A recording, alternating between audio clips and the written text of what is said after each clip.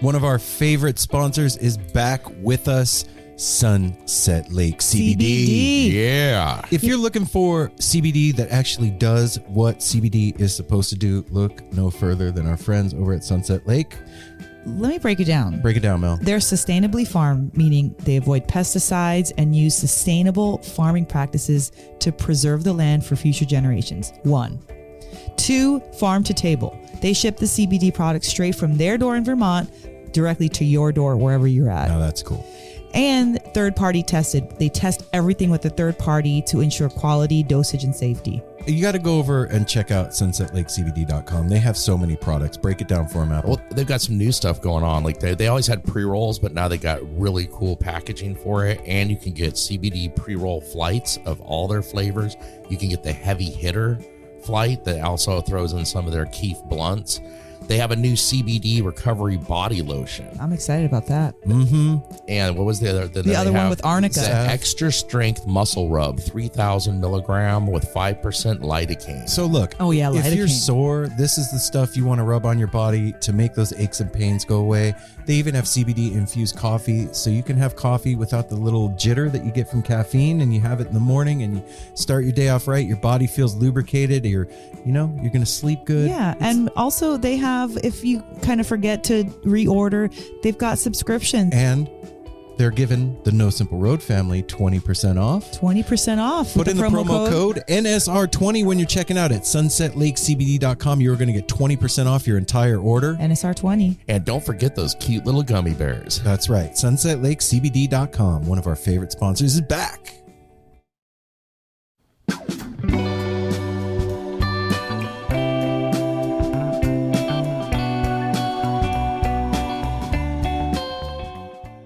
So, hi, everybody.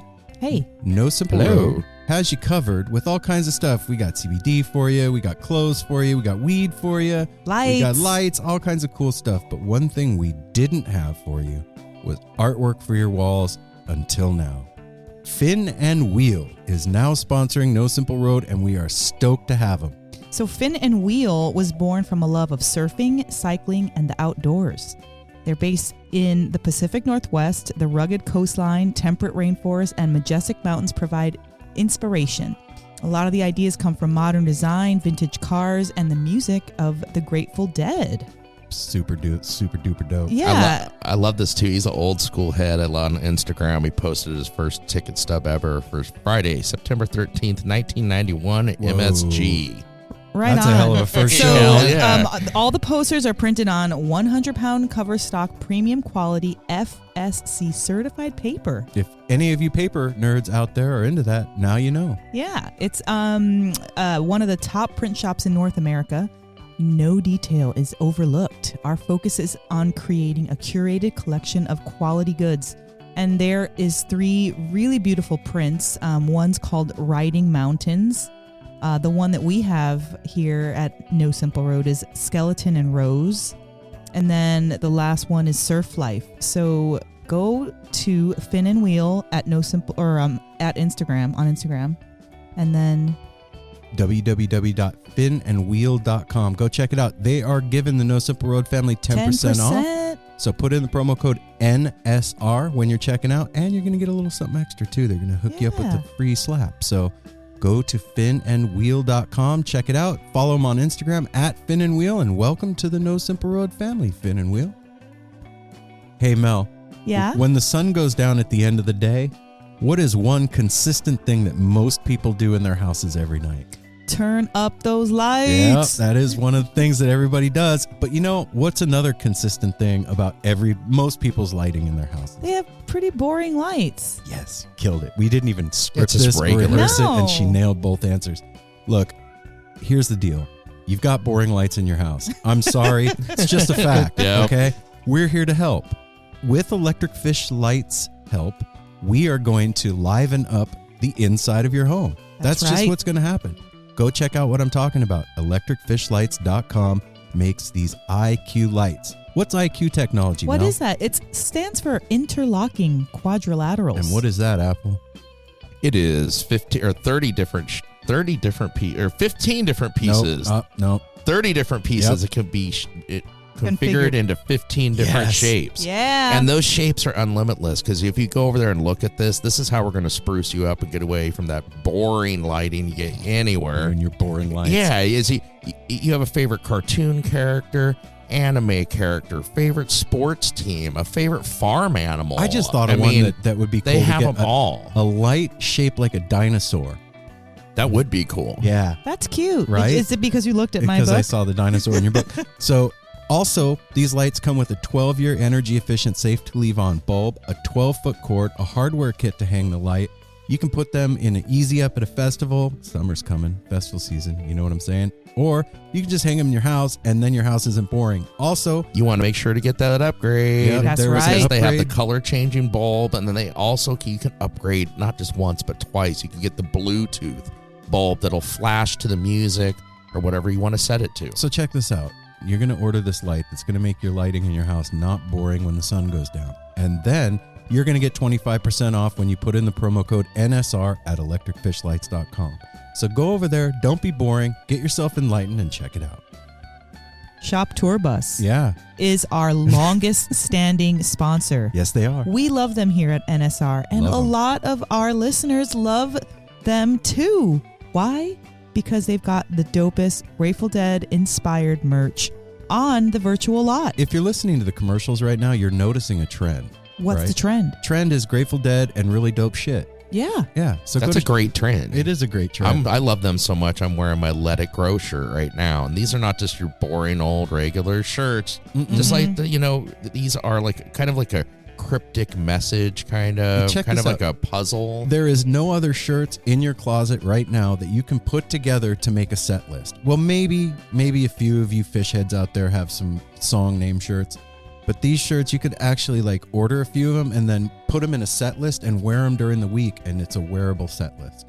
Look at that. That's fun. That's true. Yeah, never thought of that. Have and you know No, I what? wanna do that. Valentine's Day is coming up. So order your shirts before the 2nd of February to ensure your package comes before. This is after the 2nd today. Oh, Yeah, well, third. Yeah. Too late. You're too late, but it's too okay. late. But you can still order a late Valentine's present. And Yeah. here's the deal. You're not just getting a present that's a shirt. They're getting a hand-designed box with a Grateful Dead lyric on the inside. It's a keepsake. You're getting all kinds of extras in there, and some of you people are going to get a Grateful Dead real live cassette. You guys know what a cassette is, right? Bootleg.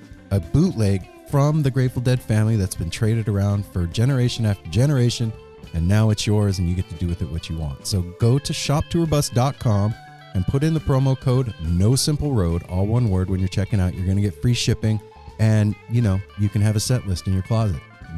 Check that out. That's pretty freaking cool. I don't know about anything else like that. I'm gonna form my set list this week. All right. Do it. I got a set list to add to that. What? I don't know. Define Premium Cannabis. Weed. This is where you can come to up here in the Portland area Dope. and get some premium cannabis. Herb. We have 2 locations, one in the Hillsboro area Hillsboro. and one in Forest Grove. Ganja. So if you're up here and you are in need of weed or anything else, make sure to come visit us. Jazz cabin. When you come in, you make sure to mention that you are a listener to No Simple Road, because guess what? What? You're going to get a 10% discount Happy and lettuce. a free t-shirt. Right And on. then on your next visit, because I know you're going to come visit again, you're going to Wow. wear that t-shirt. You're going to tell us, hey, I'm back and I'm still a listener of No Simple Road. And you're going to get 15% off your purchase. Bud. And the cannabis world can be very confusing. So we are there to take our time with you, get you sorted out, and figure out what is the right medication for you to feel good. Grass. So That's very sweet. Oh, thank you. I try to be sweet. Well, we haven't talked about this a lot, but it's intimidating. And sometimes you don't know what you need. You maybe don't know that product is out there, and you guys introduce these new products because you're always getting new stuff. So that is sweet. Thanks Flower. for doing And that, it's- taking care of our community. That's a good point, like, especially to a first-time user. They're not sure what they just come in like, oh, Joe told me to get this. And it's like, well, we got 60 other things like that. What if Joe walked in and said, hey, I'm a listener of No Simple Road? Be like, hey, dude, you get 10% off and a free t-shirt. Nuh-uh, really? Uh-huh. What if Joe came in the second time wearing that t-shirt? Then you're going to get 10% off plus 5% for wearing that shirt again. Be for like a Joe. total of 15%. For sure be like Joe. Yeah. Be like Joe. Come and get stoned at Define Premium Cannabis. We're so excited to tell you a bit about today's sponsor, Music Masters Collective.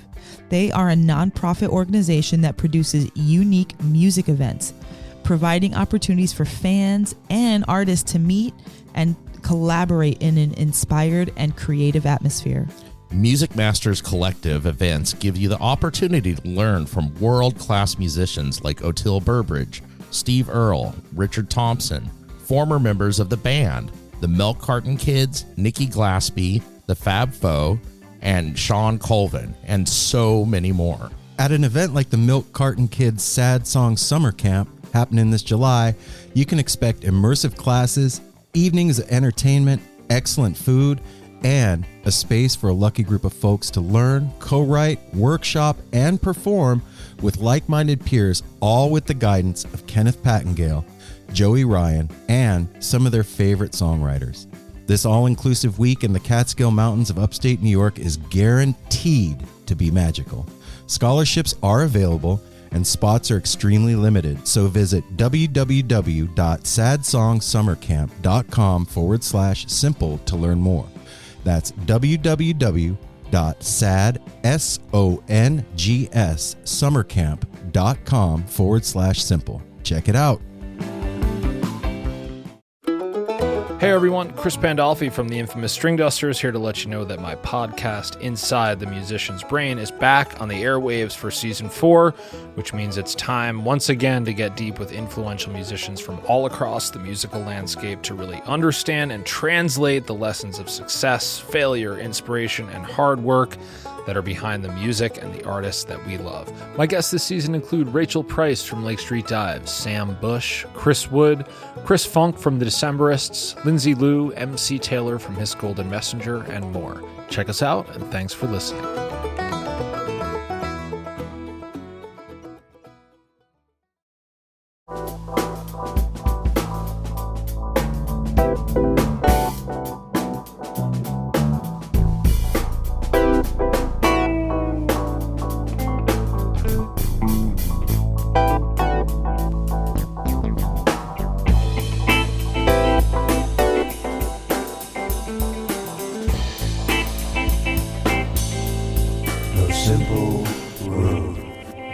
So this is when the commercials are over.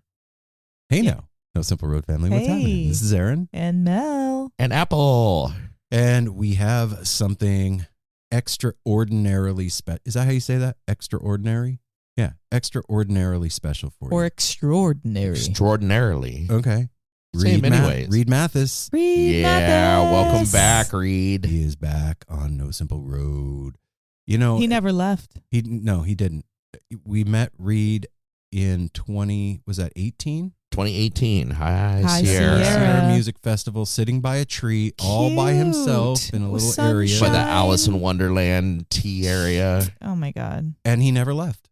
No. And it's that simple. He went into our hearts that day and literally never came out. Mm-mm. I don't know how he's been able to tour since then. think we let him out on good behavior. Yeah, to of go our do hearts. shows. It's magic. He's magical. That's why that Red Rock show was so bomb. He's been living in our hearts. Shit, I forgot what I was going to say. Damn it. Reed, you have been living in our hearts, and I have had the best day. And Oh, yeah, go ahead, babe. I got you. I just want you to know that we love you. We've did this. I think this is episode 242 or 43. I can't remember. We're around there. And in all those episodes, consistently together and apart, when people ask either Mel or all of us or Apple, whatever, what our favorite episode was or what our favorite interview that we've ever done, we will all say Reed Mathis is in that, like, either our favorite or in our top 10. I literally just said that to Danae 2 days ago. That's exact same line that you used right there. Oh, right. Really? Yes. And then I sent Reed Mathis to Dave and Danae, or Brian and Danae. Oh, wow. Yeah. That's tripping me out that you said that, because he had such an impact on all of us. And it started when we saw him, because he was just like so unsuspecting, and then Chilling over there having a smoke. and then so friendly, also so friendly, and then so deep. And this is all within the first few seconds. Yeah, there's like conversations in life that you take something from them and it changes who you are. Yeah, alters you. The conversation that we had with Reed was one of those for me. And I can go like right back to what we were talking about trees and how a tree isn't striving to be like the other trees. And it's not like, oh, I wish I was over there. Mm-hmm. That did something to me. Like, I remember that all the time. I think about it consistently since then. So yeah, I was super, super excited to have him back. So when COVID very first started, like within the first week of quarantine, one of the first things we did was we talked to Reed on Instagram. I think, was it online? Yeah, it was on Instagram where we were doing the kind of Instagram check-ins because we were all sitting in the living room, had him on. Yeah, and that was how we kicked it all off, was with him. And then just, I don't know, man, seeing his face and his smile, and he's just such a sweet guy, man. For me, our first meeting, I can't remember something specific about what he said unless I clearly go back and listen. But what it was the feeling. When I saw him, how excited he got about talking about Beethoven. Oh my God.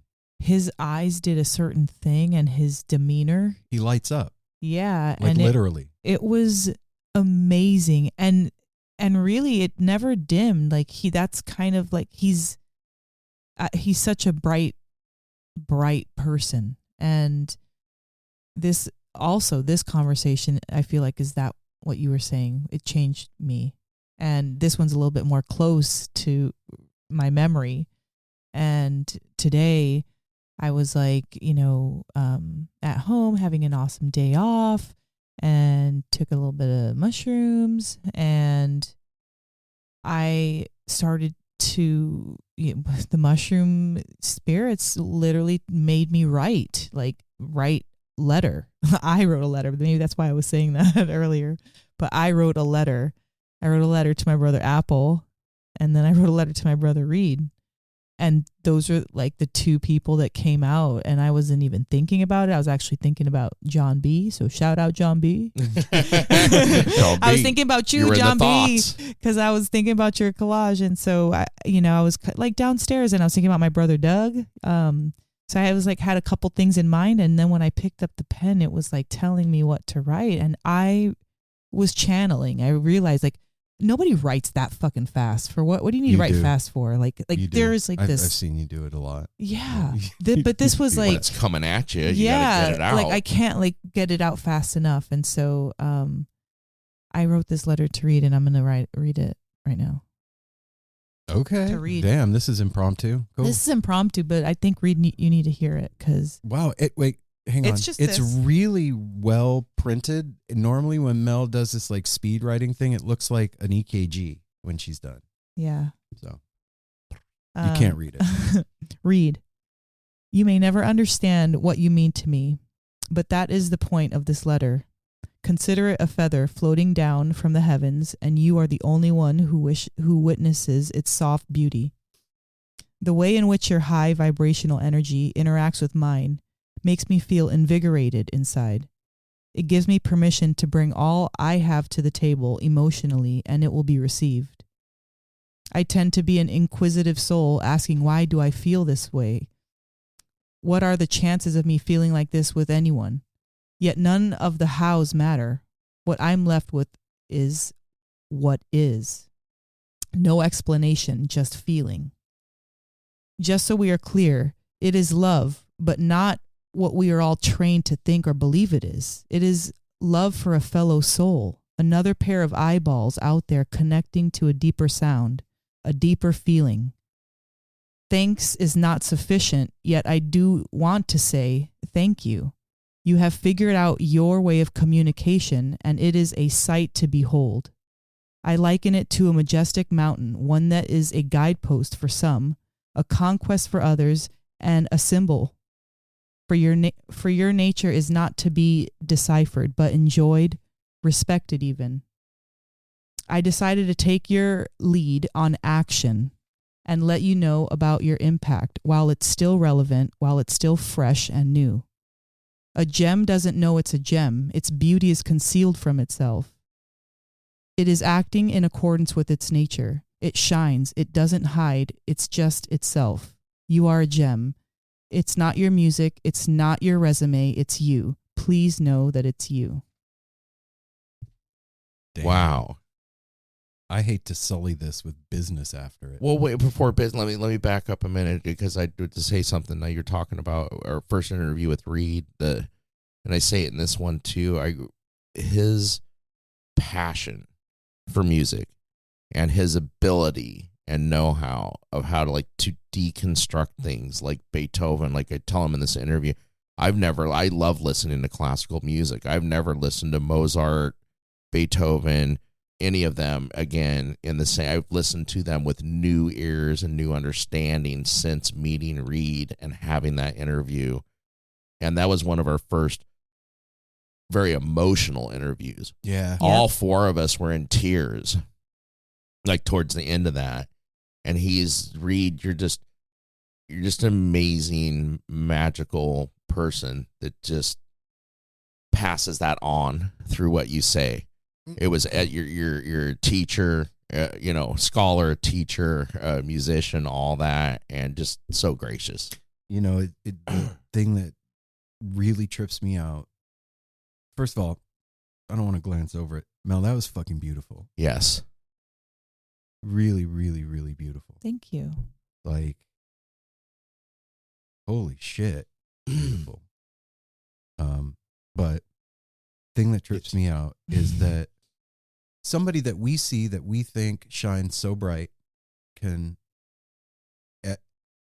have imposter syndrome, or feel self-conscious or too much or whatever. Blows my mind. And I don't want to give anything away, but like that fact, knowing that makes me feel more comfortable. Because I'm like, oh shit, it's not just me. We're all fucking trying to figure it out, man. No matter what you're doing and how rad you are, you just happen to be extremely fucking talented, and that's dope. So, should we do our thing? Yeah. All right, let's do it. Business. God, this feels weird doing this now. Why? It just does. Follow us on all the social media platforms at No Simple Road. Go to www.nosimpleroad.com and sign up for the newsletter and get yourself some merch and check out the calendar events. This is coming out on Thursday. So if you are in Portland, Thursday and Friday, 3 of us are going to be at the Wonder Ballroom seeing Goose. Come hang out and we'll boogie together like 2 feet on the dance floor, making magical, funky moves. And, you know what happens at shows. I don't have to tell you. Me trying to explain it, it's just going to ruin it. Anyway. Yeah, go to patreon.com/No Simple Road. That's how we pay for this shit. You like Reed Mathis? So do we, obviously. We're all gushy and unprofessional. But you know what? That is how we pay for the show. That's how we pay for our hosting and all the stuff that happens. That's kind of like you guys saying thank you to us. Aww. Is when you sign up on Patreon. It's true. Check that out. So you can sign up for $1, and then we get $1 every month from you, and it's like a little love note. And $1 doesn't, like we always say, $1 doesn't sound like a lot, but it's a lot. Yeah. Or you could sign up for $1 million, and we would really be gracious to you, and we would invite you to our island. So it's up to you how far you want to go with that. Patreon.com/No Simple Road. No Simple Road. You can call the tepid line. The number is 971-808-1524. That number again, Apple?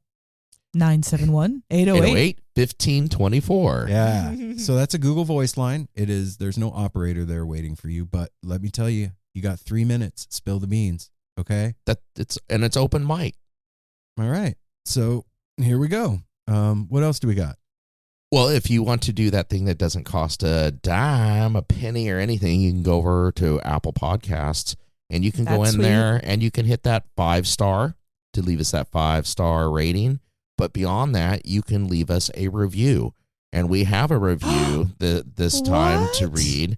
So if Mel, you're in a. You know what? I want to read. You know what? I haven't read one. That's true. Me and Mel always do it. Okay, Aaron. Oh wow, this is from a past guest. Yes, it is. Check that out. Yeah. from GF and the Strays. Oh, we read that. George Fettner. Yeah. I was a guest, so I'm biased, but I've also listened to many episodes. Simply put, these folks are family. They're your friends who have the same struggles and joys we all do, but music keeps us fueled. Outstanding podcast supporting the jam community. Aw, George. Thank you, George. Thanks, man. Oh my gosh. Back at you, brother. You know, with people like you in the community, it's an easy thing to support. Welcome to the family, George. Yeah. Thanks for recognizing it. So did we leave out anything? Oh, Skull and Roses Festival. We discussed that a little bit in the conversation we're about to have with Reed, but you should go ahead and get your tickets because they're going fast. And also Northwest String Summit. We are going to be at that one as well. We are the official podcast of Northwest String Summit. Let me say that again. We are the official podcast of the final 20th anniversary. We are going to do it good. Northwest String Summit. What? It's going to be a hoot. Bigger and better than ever. And it is the last one. So we're going to go out with a bang. And those tickets are seriously going fast. I'm not just like trying to sell shit. For real. Like the day they went on sale, I think they're already at tier 3. The first tier, second tier motorhome stuff sold out immediately. They're on the third tier, and it's going fast. Fast. If you were like, I think I might like to go there, well, get off the fence and come hang out. Act now. Yep. That was for you, Jason. Act now. And then one last thing that we left out, if you want to go over to nosimpleroad.com and go check out what's going on and everything, check out our merch. I already said that. You didn't do that up front. You started with Patreon. No. I said go and sign up for the newsletter. And Did you? Yeah. Oh my gosh. I did it really fast. Apple wanted to do it okay. again. Wanna do it so again? Go what? for it. Yeah, go check out. I'm just excited about the merch. I'm a merch whore. We got merch. We got like a third of my wardrobe is No Simple Road stuff and little special things that Aaron put out there here and there. I freaking love it. I love that I'm wearing our own stuff. Well, It's true. I do. I sent a picture of our logo to Danae, and she was like, "Those logos are dope." And I was like thinking to myself, "That's our merch. so That's our And stuff. I love our I stuff." know, like Mel, I love all of. I know you do too, because you created most of it. But you kind of like some of the older stuff. You're like, it's old. I love them all. I love everything we've had as a logo. It's gone through many of them. yeah, it They're started with all a Steely dope. with a road in it. Like, Yeah. we've come and a it long made way. sense. No, like yeah, the totally. It was- Steely got you on the road. Yeah, it totally makes sense. Totally. Uh-huh. Here's the thing. I was thinking though the other day, I wanted to buy another No Simple Road shirt for myself, and I was like, okay, that would be like 6 that you have, and then I could every day of the week, except Sunday, rep my own You'd shit. be covered. And then I was like, that might be too much Is that what you want to spend your money on? Then do it. on myself to advertise my cool Business? Your own podcast that cool we have stuff? Fun thing Yes. that we do. Yeah. For your business. No, know you how should. I think people- you should no. get a Baja Blast Mountain Dew shirt instead. No. Go Today- to Walmart. This is what I realized. I was just recently looking for like storage stuff and all that. So now that's like kind of in my head. Mm-hmm. And I went to coffee with a friend the other day, and this guy was working on his computer, and he had a logo of like a storage facility. And I just I paid attention to it just because like I've seen it on whatever. And then oh God. No. Oh man. You lost your train I of thought. did lose my train It was of a thought. good story It was a too. good You story, saw the guy's too. logo and storage thing. No, No. we lost it. Gone forever. It's back. And what's back is that he was wearing a vest and he had his logo on. And I thought, dude, that's clearly his business, because who's going to wear a logo for like outside of work, right? But I looked at it and I was like, I need storage needs. And so that wasn't like, if he didn't have that on, I wouldn't know. Exactly. I wouldn't have known. I wouldn't have called that place or whatever. So what I'm saying is that it's always a good thing to rep your stuff, Yeah, but because do you never know. You don't see Trey walking around with a fish shirt on. He doesn't need to. But I bet he does have a fish shirt and he probably loves it. Here, okay, fair enough. All right, that's enough of us. Well, wait. Before we get to the end, just we want to make sure that you know this. If you are in the Bay Area, make sure Saturday night to go see the Reed Mathis Singers presents Bob Dylan's Night in New Orleans. Dang. This is going to be Saturday night at the chapel. And as he says here, it will be Elliot Peck, Steve Adams, Trevor Garrett, Ezra Lipp, Chuck Prophet, and Reed Mathis.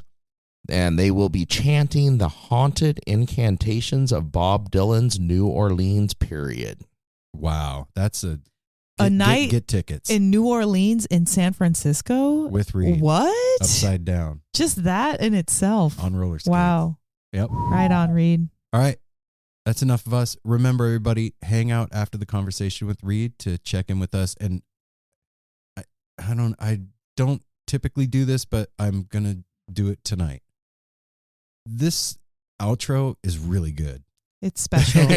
Yes. Just yeah. Trust me when I say that. Like, we had a really amazing conversation between the three of us that felt good to us. And they all do. No, but sometimes you like, sometimes there's gems. You hit a golden chord and it rings out into the world. This conversation is one of those golden tones that is going out through the planet. So stick around after the conversation with Reed and check out hanging out with us. And also, Reed, one last thing. Thank you so much for turning us back on to Bjork. Yeah. Oh, yeah. We have been appreciating her music and her style. So thank you for reigniting that dormant, excitement. All right, here we go. Everybody, the No Simple Road crew gives you Reed Mathis. Go. Reed. What's up, man?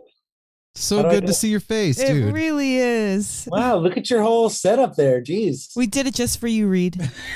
Freaking awesome. Ta-da. All professional and stuff. Oh, Reed, those smiling eyes. You look great. Oh, really? Yeah.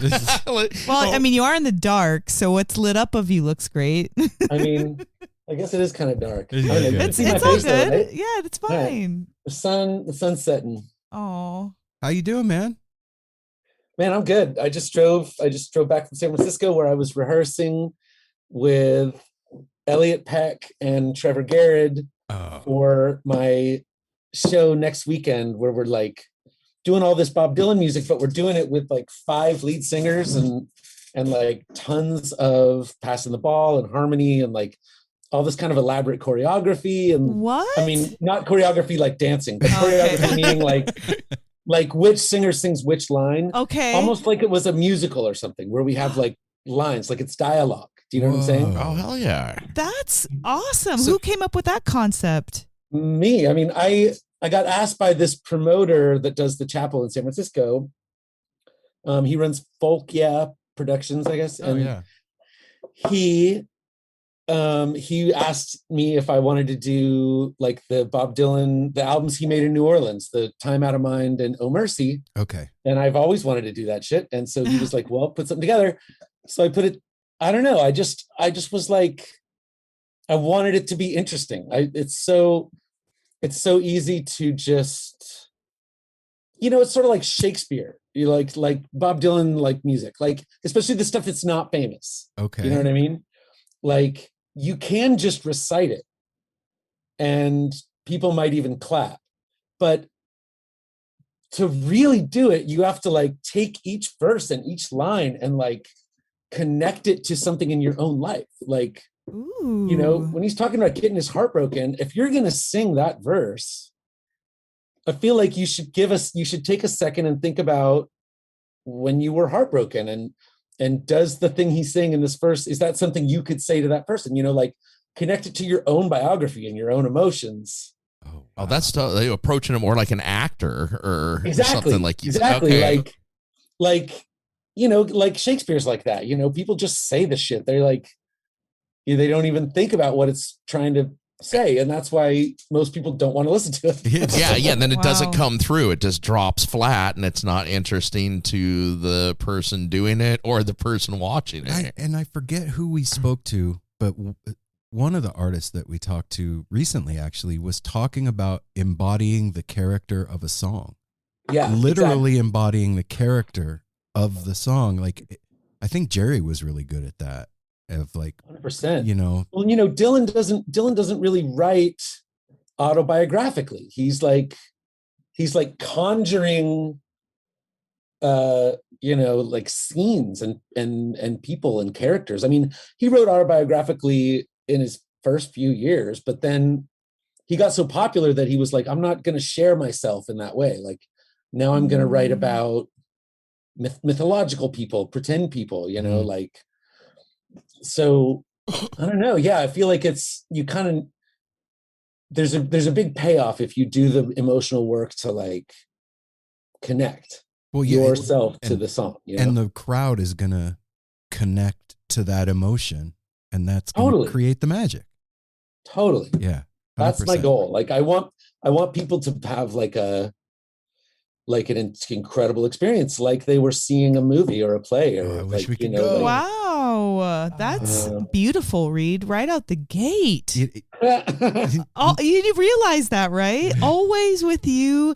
No time for messing around. I love it so much. No fucking around with Reed. That's what we're going to call it. I mean, I feel like we're on rehearsal right now, and this is the line I have to say, because you know, Reed, your fire really does burn bright. Just know that. It burns, and it burns hot, and it burns bright, and it's beautiful too, man. Like, well, thank you. I mean, I'm deep in the shit.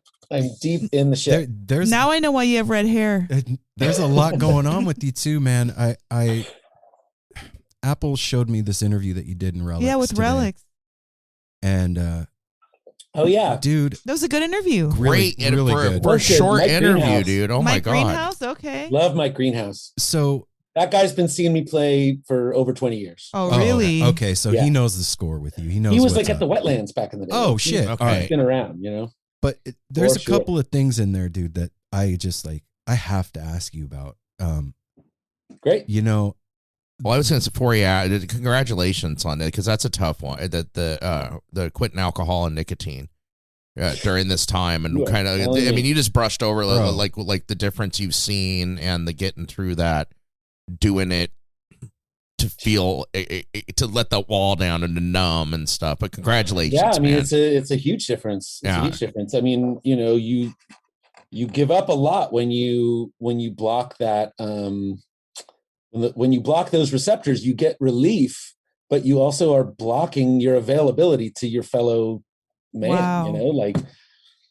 Well, I like what you said. You said the problem with alcohol and nicotine is they work. Right. I said that. Yes, you said that. And I was like, oh shit. That's like straight to the point. That's the truth. Well, it's like that's one of the problems with them. They work. That was one of the things I wanted to ask you about, and I'm glad you brought it up. So I'm curious, just on a selfish standpoint. I understand. I've never been a drinker, but I understand what you mean about alcohol and like dulling receptors. But how does nicotine fall into that? Like, oh man, explain nicotine that to me, man. That's the hardest one of all for me. I mean, I think what it's got to be is that there's different. I think we're all neuro individuals, and so I don't think it hits everybody the same way. You know what I mean? There are people that can that or like, yeah, I smoked a little bit back in the day. It wasn't that big deal or whatever. Or like people that will smoke a cigarette once a year or something, right. or just like people that smoke spliffs, but it never makes them buy a pack of cigarettes or something, like there are those people, but I am not one of those people. When nicotine makes me feel so much relief that it's crazy. I quit cigarettes in 1999 for 7 years. Wow. Like I was done with them. And then in 2007, they came back. They came back with a vengeance. They walked back to my house and they knocked on the door. I let them in. I remember the night. Were you stressed? Like, I needed a friend. That's all it was. Man. Oh, wow. That's all it was. And what's funny is a couple of nights ago, I've been playing with this dude in San Francisco, Chuck Prophet. He's going to be on the gig this weekend. We were talking about it. We played at the chapel and we had a set break and we were both just sitting there like, when it feels like something's like time slowed down, and you're just like, how long have we been on break? It feels like we've been back here for like an hour. Like, fuck. And it's like, oh, right, this is when all the cigarettes would have been happening. I said that to him, like, oh, the set breaks feel long because I'm not smoking. So he was like, yeah, man, that's a tough one. And I was like, yeah, I was a dedicated smoker. And Chuck looked right at me and he goes, it was the best friend I ever had.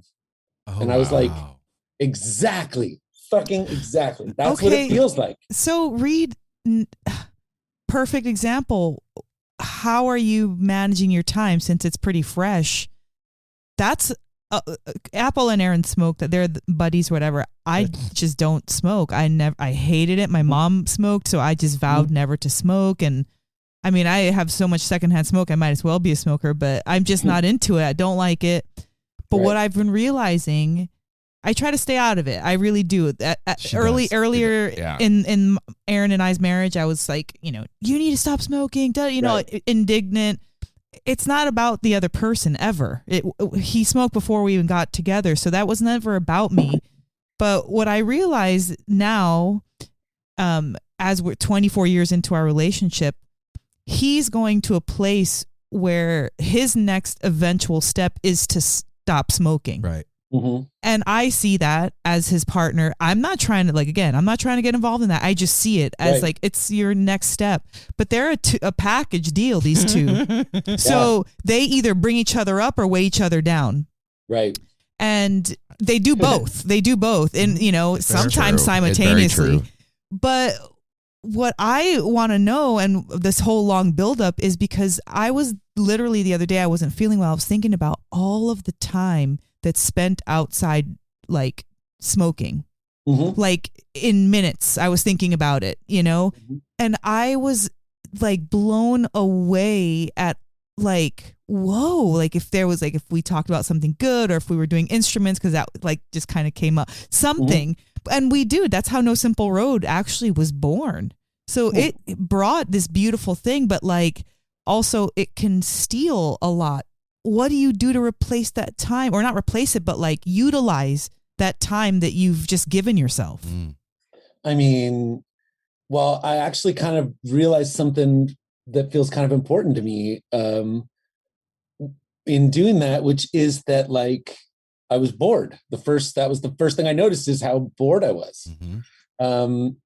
And how, like I try, like the smartphones are just like nicotine. Yes. It's even some of the same neurochemicals that are activated, like, so if you're bored for a second, you pull your phone out, and it's the same thing. And I noticed when I was bored, and then I started just making tons of shit, and playing music more, and making more pieces of music.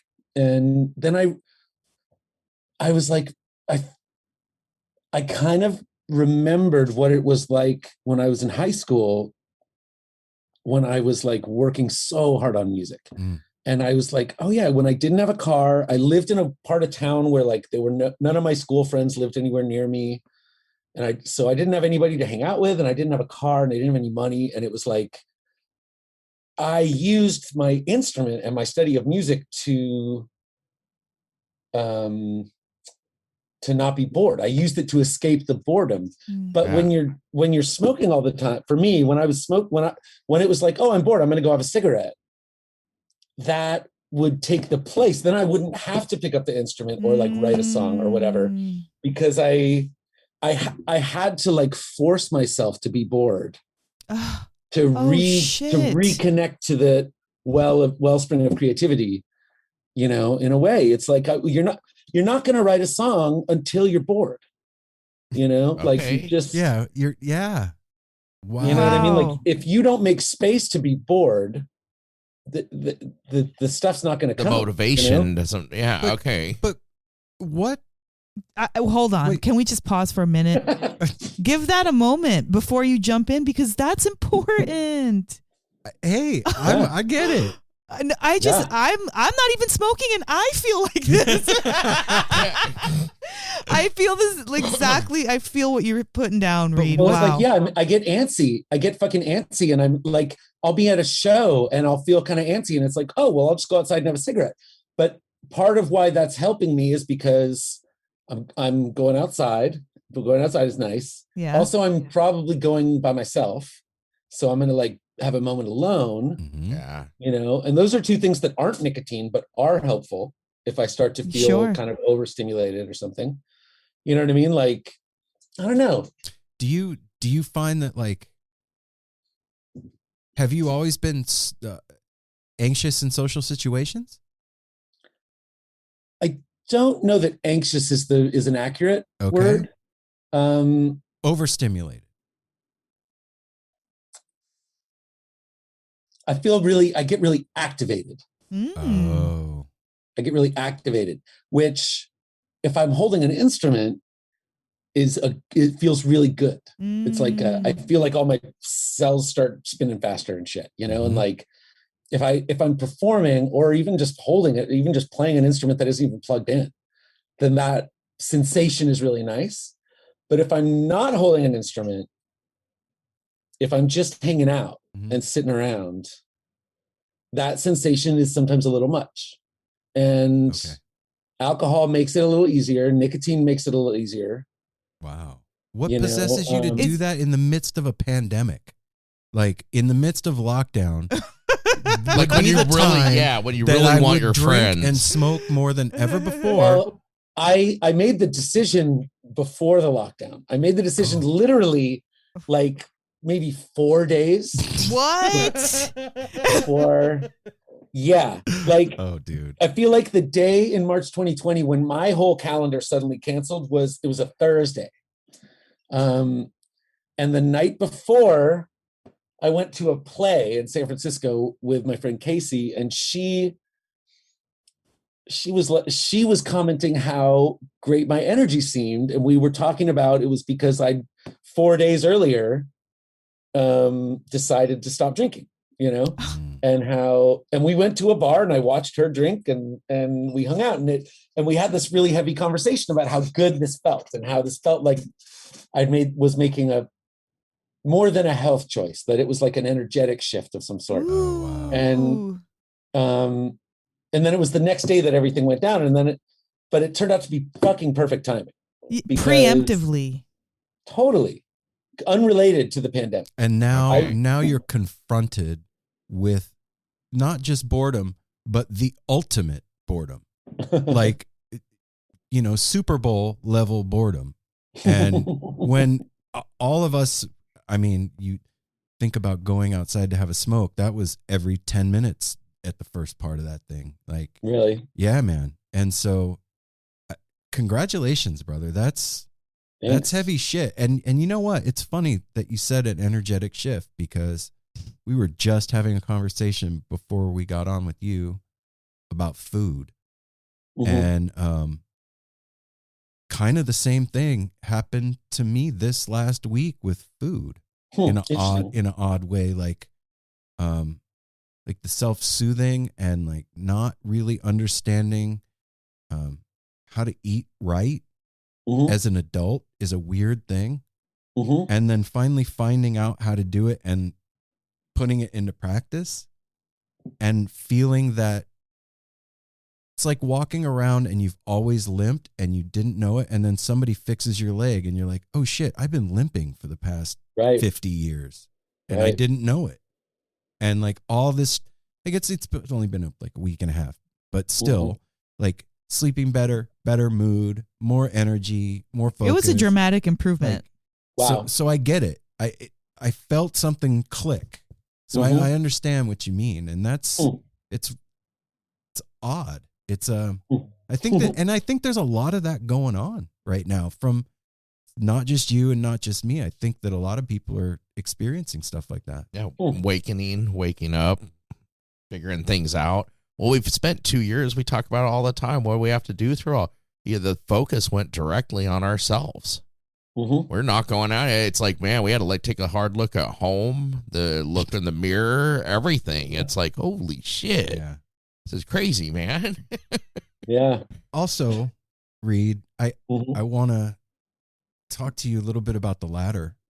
Oh yeah, dude.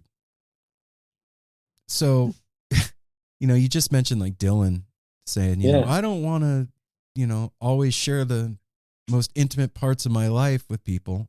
Mm-hmm. What are you doing? You clearly don't feel that way. Like to put together an album that is like that deeply personal. Is that terrifying, man? I mean, at the time, what a lot of people don't know is that I made that record in 2013. Oh, wow. Oh, shit. And okay. It sat around. I just I didn't know what to do with it. What did you want to do with it? I wrote that record in 2011, while my ex-wife was in prison. And when she came home is when I was like, okay, I'm going to record these. And then I recorded them and I was just sort of like, what is this? Like, who is this for? You know what I mean? Mm-hmm. Like I was in Tea Leaf Green at the time and we tried to play a few of them live and it didn't really work. I mean, I'm probably being too critical, but I felt like we never really got at it. They weren't really Tea Leaf Green songs. They didn't sound like that band. They didn't use their dialect really. And I don't know. I just was like, I don't know what this is. I don't know what to do with this. I do know that it felt really good to make it. It felt really good to write the music. And then when I was recording them, time after time, I was kind of shocked at how good they sounded. Because when I was writing them, I just thought they had less color. It was almost like I wrote them in black and white. And then once they were recorded, they were in color, and it was like, oh shit, these are songs. Like these are actual songs, like it's not, I thought I was doing some kind of like therapy experiment, and like, it was like, oh no, these are just songs. This is like a record. And so you did both. I mean, it was like, I was just like I was trying to learn how to write songs with lyrics because all I'd ever really written was instrumentals for Jacob Fred. And I just started with like our like quotes, basically like the conversations we'd been having, I mean, I just started writing down the kinds of shit. Cause when you're going through crisis mode, I feel like sometimes you have the same conversation over and over and over. Oh yeah. Like, especially like if you just need to talk it out and you'll kind of talk it out with a bunch of your friends separately and it starts to turn into a script. Oh, yeah. You know what I mean? Yes. Oh my God. Go ahead, Reed. We'll figure it out in a minute. Yeah. No, I mean, you know what I'm saying? Yeah. So like by that point, these things were starting to turn into scripts. I had told people, I was telling my friends, this happened and that happened. And it was like this. And then I just was like, I'm going to write it down. And then I was like, and then as I was writing it down, shit started to rhyme and stuff. And I was sort of like, oh, wow, like kind of not on purpose. Mm-hmm. I started to notice like, oh, that's kind of a thing. That's kind of got a little rhythm to it. And like, and then it just sort of like, it felt really easy, really kind of effortless, which is, I feel like usually a good sign usually. So yeah. And then I recorded it and then it fucking sat around. And then I was when the quarantine shit happened, and then I was sitting around and I was like, I want to write a bunch of music, and I just kept thinking like I wish I had some tunes. I need to come up with some tunes, and then I was sort of like, I think I even said it to somebody and they were like, well, you have those, you made all those songs. You have to. You actually have what you're asking for.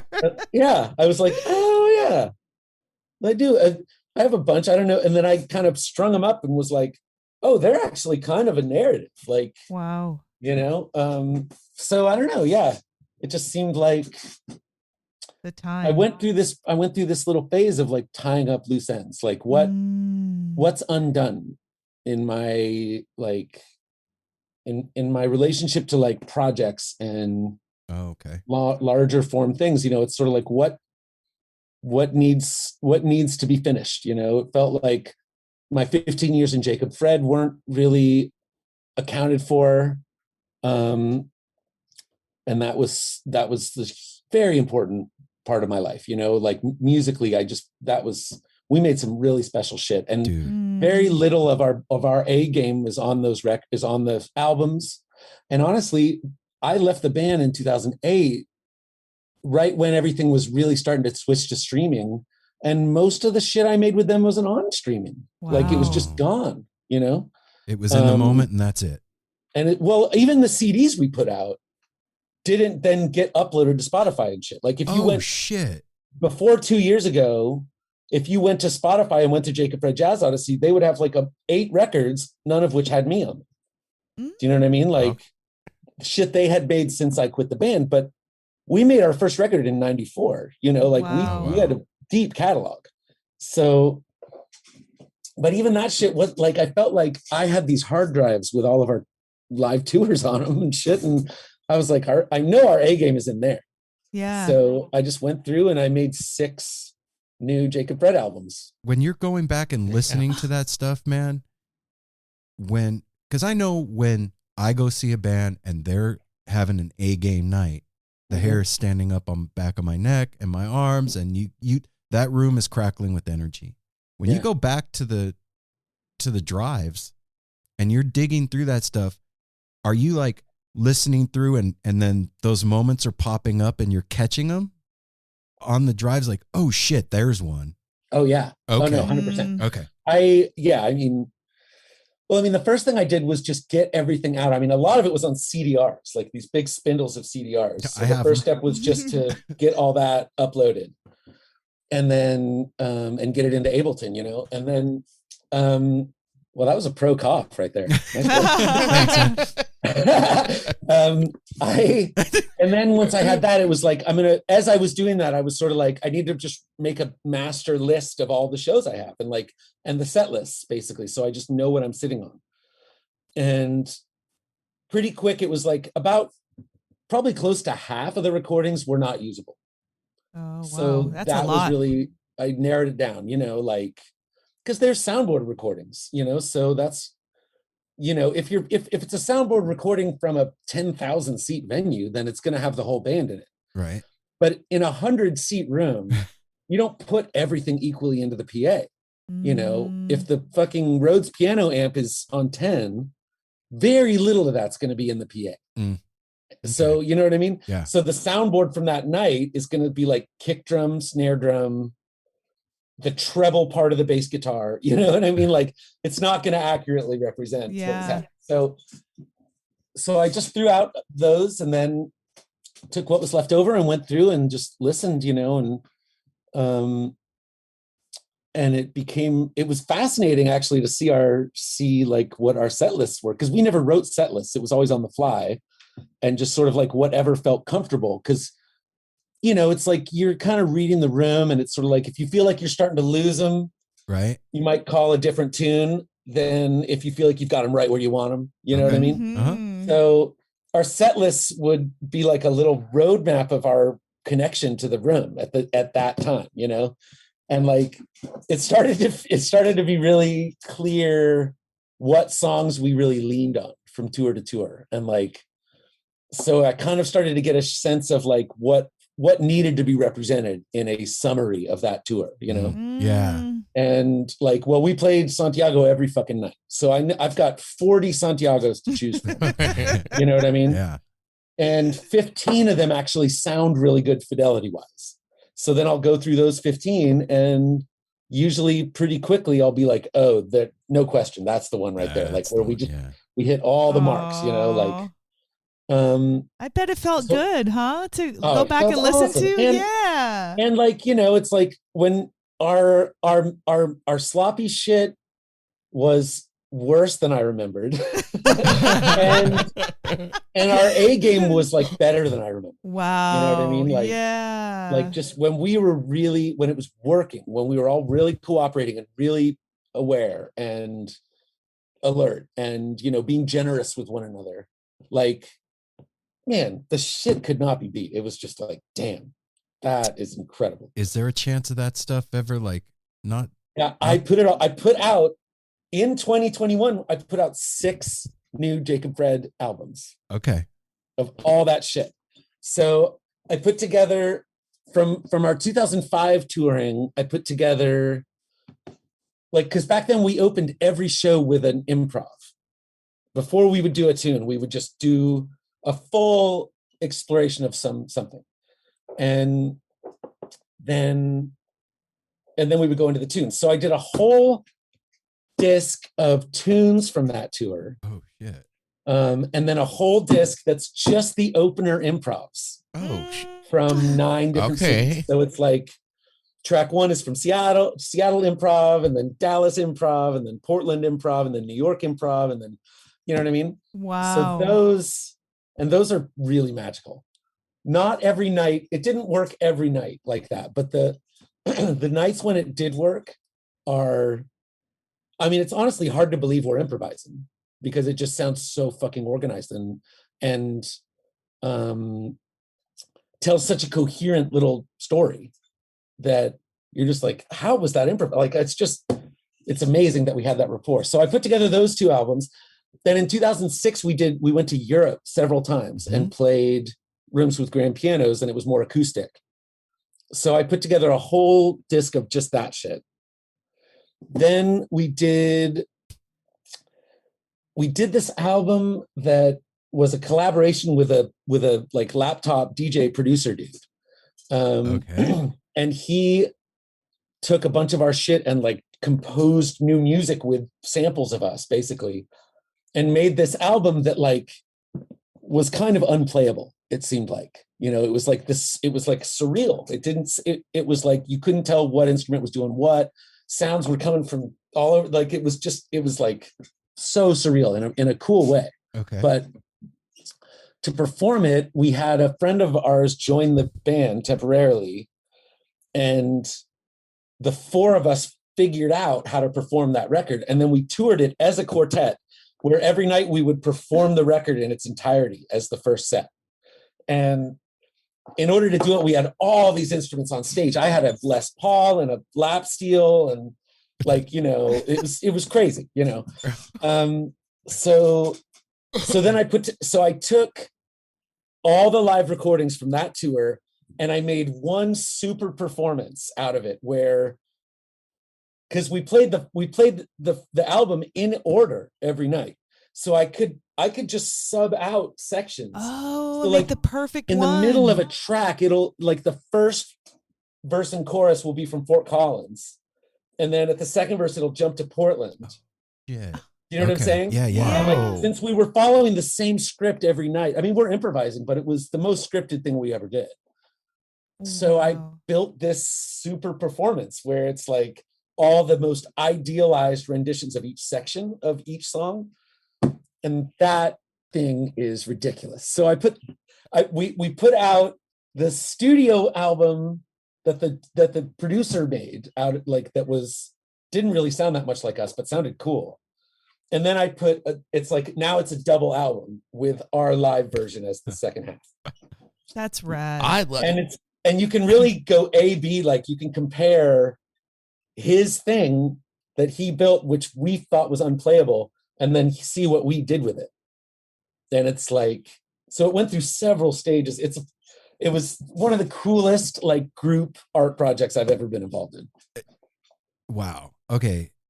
First of all, is there any chance that you guys will ever play again?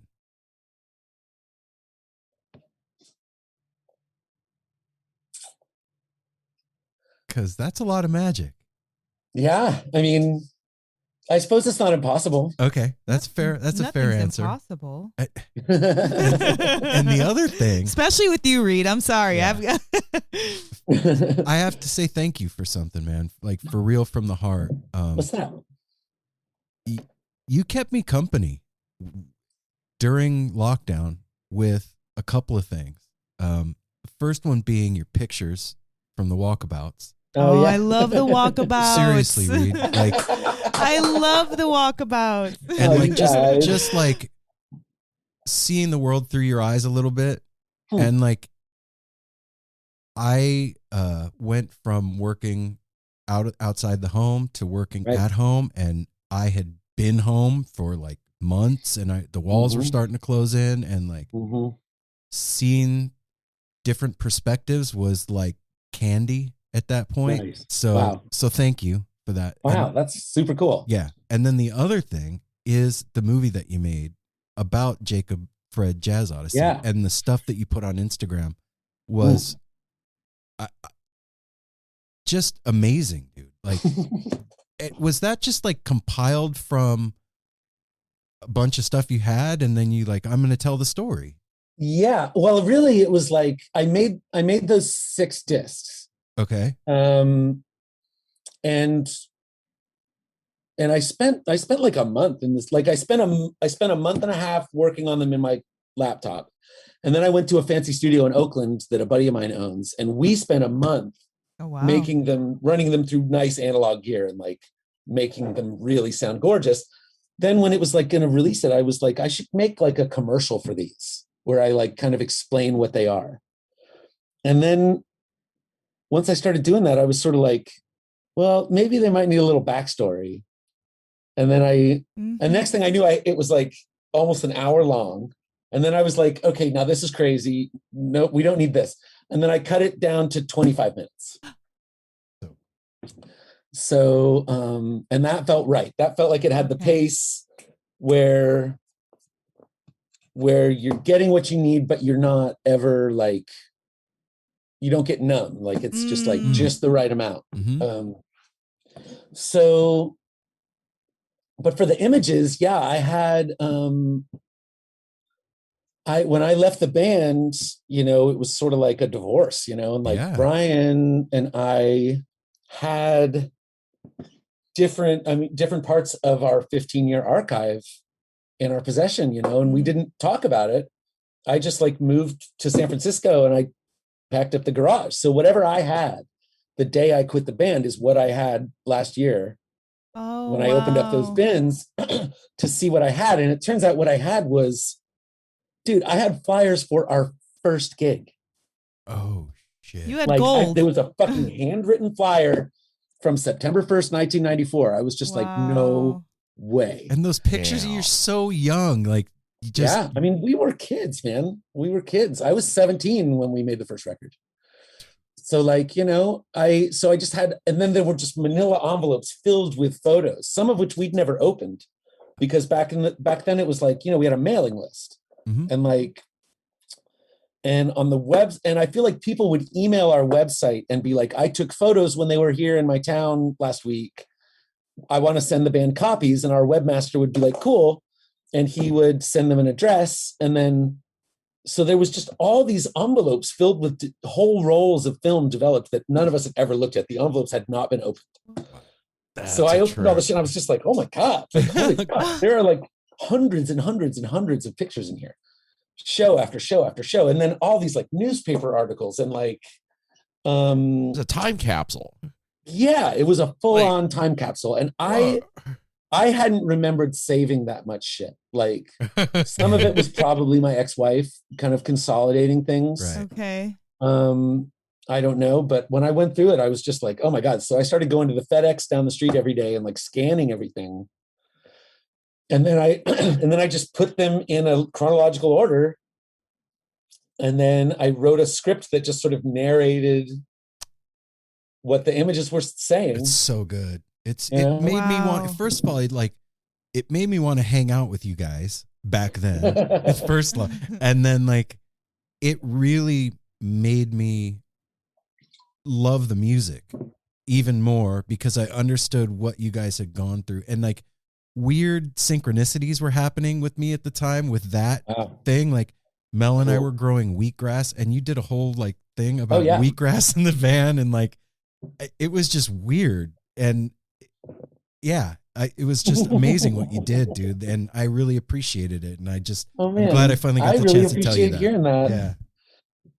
And it felt important to me to tell that story because, you know, I just don't, if I didn't tell that story, I don't think it would get told, you know, because Brian's a real, you know, he's real future oriented in a good way. he's like Miles Davis, like where it's like, you just don't look back. You don't repeat things. You don't even assess your past. It's over. Go. You do today's thing, you do tomorrow's thing. Yesterday's thing is not your problem, And so Brian probably, I don't think, would ever look at it like that. But also, Brian's not really a music producer. So he wouldn't sit and go through all those recordings like that. And yeah.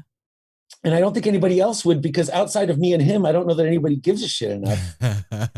And I'm not saying people don't like it. I'm just saying, I understand the connection to it that it took to do, I don't know how many 1,000 hours I worked on that shit in 2000 and 2000. And in 2020 and 2021, that's what I did instead of smoke cigarettes and drink, was go through every inch of the Jacob Fred archive and then organize it and then produce it and then produce it more and then produce it better. And then fucking, I was like, I want to do this right once and for all, kind of I want to do this in a way where I don't have to revisit it later, I feel like you've done yourself justice by taking all those thousands of hours, like you just said, because that is your history. Yeah. It's literally your first band, your firsts, everything you're experiencing. And you're right. Nobody could ever do it justice. Maybe not even because, they don't see it the same way you do, but you're the only one that knows that information. You know how it makes sense. You know what was happening there. And so for someone else, even if they're your BFF, they don't, they couldn't put that together. And so luckily for everybody out there who appreciates your art and your creativity, that's a really beautiful thing to gift your fans or your community or your listeners or whatever, because like Aaron said, there's already I already like what you're doing, but then now you give it a depth, you give it texture. And really for me, it was just I just felt like the songs deserved it. We worked so hard on our style and our whole trip. It was just we drove 10,000 miles a month back then on tour every month after fucking month. I didn't have an address in Oklahoma. There was no point in paying rent anywhere. We just didn't go home. And we would talk all fucking night about the show. You know what I mean? Sometimes fighting about it, but the amount of intention and care and obsession that we put on what we were making was just some shit that only young men can do, not men, but it's just by the time you're my age, you're I don't know, there's something about the naivete of youth that puts so much emphasis on some things that later you're sort of I'd rather enjoy my day than get that worked up. You know what I mean? Yes. But as a younger man, you're no, I am saving the universe with this song. You feel this sense of importance almost that isn't accurate. But it's accurate at the time. It gives you the bravado to make heavy art. And that's how some awesome shit gets birthed into the world because of that bravado and the naivete. And also that's it makes me think of the Fool tarot card. He's just stepping off the cliff with a smile on his face. Fuck it, man. Let's see what happens. And that's when universes are born in stuff. Right. And how old are you, Reed? 45. Okay. So we're close in age. I don't know. That seems I'm going to give backstory first. So I turned 50 this year. And last year. Oh yeah, last year. Right. It's not 2021. Aaron math. Thank you. I turned 50 last year, and Sorry. I'm just trying to. If we can't have a good time, what's the point in doing this, babe? And it was a weird milestone. So, not that I didn't know that my life is finite, but there was a certain feeling that came with that milestone in my life of like stuff that I did when I was younger. That's never going to happen again. Right. And then also we're 3-year-old grandparents now. Wow. And, Wow. and so like the thought in my head of what am I leaving behind for my kids and my grandkid, like in my wake whenever I go. And so like, when I was 17 to 50, I never thought about legacy or any of that. Right. But that stuff in my life is never going to happen again. And it is pieces of who I am today. And so I have to honor that stuff by creating legacy. And that's what you did with that, is what it seems like to me. Yeah, in a way. Because that yeah, I mean, it was sort of like a mortality thing for sure. Like of sort of like if I don't get this done, it won't happen. Right. And like I guess, yeah, it's like even I was like, even if nobody ever listens to these discs, you know, like I need them to exist. Like I need to like closure almost or something. Well, like you said it earlier, tying those knots. I need to know that happened and that I didn't imagine that. I need to know that I'm not like nostalgically imagining that we were that good. It's like, no, I know there's proof. I need to collect all There's the the proof evidence. of the very best shit we did. There's nothing from the first 10 years of the band in what I put out last year.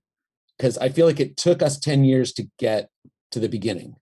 Wow. Oh, wow. You know what I mean? Yeah. So really, it's just my last 4 years in the band are what's represented there. And it's like, I just think it's like really cooler than the sum of its parts. Like it's not us, you know, we couldn't have caused that to happen. It was like a happening. Right. It just happened. Is that stuff up on like Spotify and Apple? Yep. If you search Jacob Fred Jazz Odyssey. Yep. Okay. Yep. Okay. All right. I just 6 albums that say 2021 on them, and those are those. Okay, that's cool. those. I just love your enthusiasm because this takes me back to like when we first met you in person at High Sierra and stuff. Your enthusiasm and ability to deconstruct things and reconstruct them in like your way, that only way you're nice way. You're a special person, Reed, in the way you do these things and the way watching you describe what you just did and everything. Like I like where you're like that too. You know, I hope everybody likes it, but you know, you did it for yourself in a way, but also for everybody. I can't wait to listen to these now because we didn't know about you know. Yeah. But I just love your enthusiasm. I mean, am I wrong when he's talking about It makes doing you that? wanna listen to You're it. like such a like I picture like Tinker Taylor, you know, like in there taking everything apart. Who else can I had thousands of CDRs and everything, and you said it with excitement. Most people would be like, "Oh fuck, I had to go through all this shit." You're like, man, like it's a puzzle. You deconstruct and you do it so well. I mean, that you taught us so much about Beethoven, had us in tears at High Sierra of you describe. I never again have listened to Beethoven or anything in the same way. I've listened to it in a much better way ever since, kind of getting a lesson on that and stuff. Awesome. And then I want to switch topics a little too, because you also did something else extraordinary during this pandemic. You did like a little side gig. What was it, Billy and the Kids or something? Where we're just small little I thing. know. Yeah, we're just wondering about. I mean, because holy shit, brother, those shows I'm gonna say are gonna be talked about I'm gonna make forever. a big statement right now, and I hope that people don't get mad, but that was the best Grateful Dead music I've seen played since the Grateful Dead were around. Period. Wow. Bar none. That's huge. It's what we fucking want. electric, man. Wow. Thank you for that too, man. That Dude. What was that like? You're welcome. I mean, that felt like what did it feel like? I mean, it was intense. It was intense. I mean, the Hawaii the Hawaii hang was really heavy. I mean, we streamed the last 3 days of it, but we had already been playing. We played for 4 days before the cameras got there. Oh, all day, like long jams. Like with Santana there? No, Santana showed up the last day. Okay, it was okay. just strings but James Casey was there every day.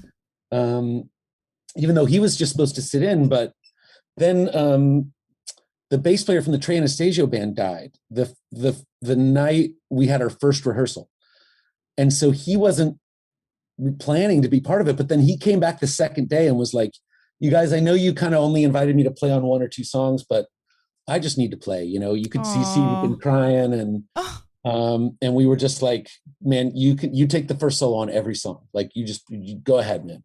And he didn't know any of the Grateful Dead music, but he got it immediately. And so that kind of cemented the vibe a little bit. But I mean, Billy Strings was really inspiring. Whoa. Really inspiring player. How so for you, Reed? Man, I mean, I feel like a changed person after playing with him.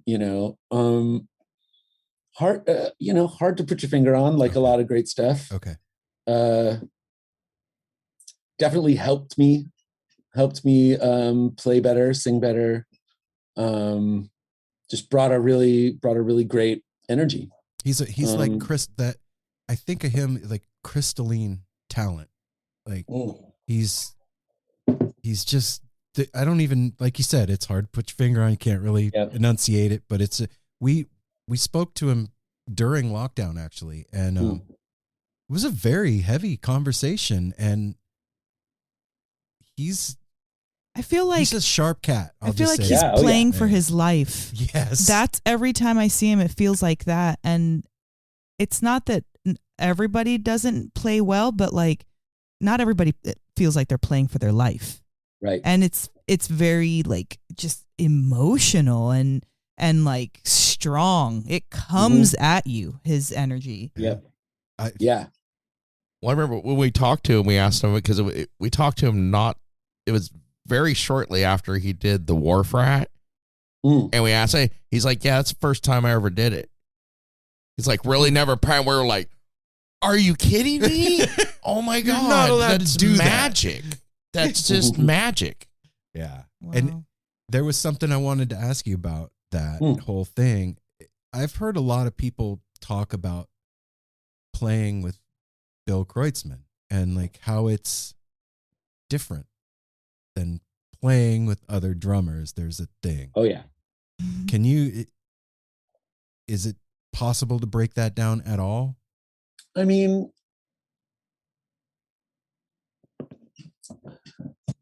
I know what my experience of it is. I don't know how general or universal that would be, but Bill is like, what is a city without its music? The legacy of the New York Philharmonic is incredible. Nearly 2 centuries of history. That's a lot of music and a lot of stories. I was sitting on stage for the very first time thinking, I can't quite believe this is happening. Join me, Jamie Bernstein, as we explore the history of the New York Philharmonic. It's the NY Phil story made in New York, a podcast about a city, its people, and their orchestra. Listen wherever you get podcasts.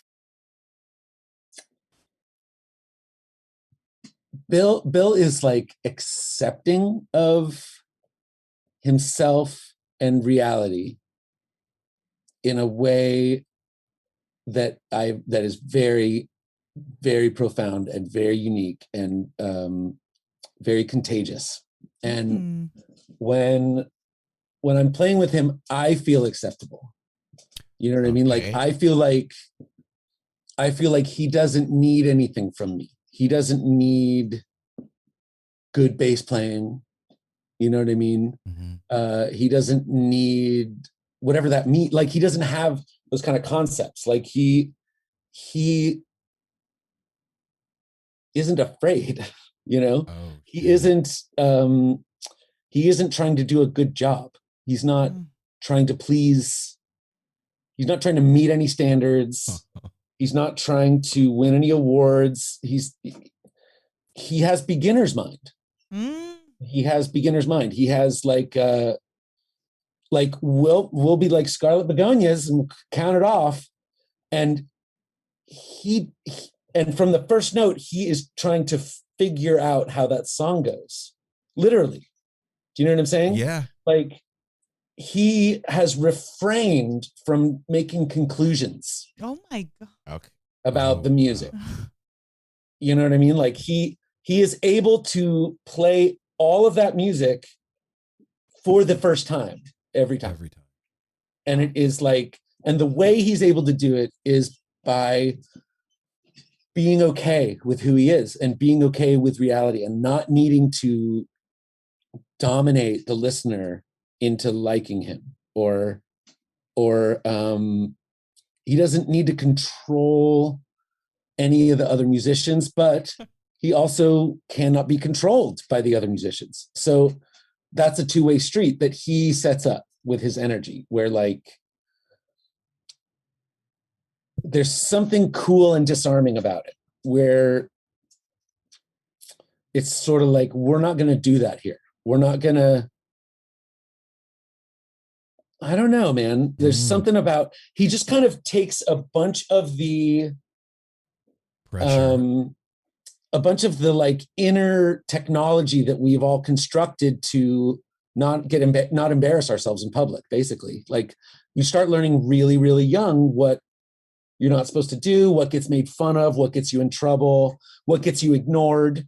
Your right brain like keeps a running fucking tally of the shit, that the behaviors that you think get you scorned or left out or mocked or ignored.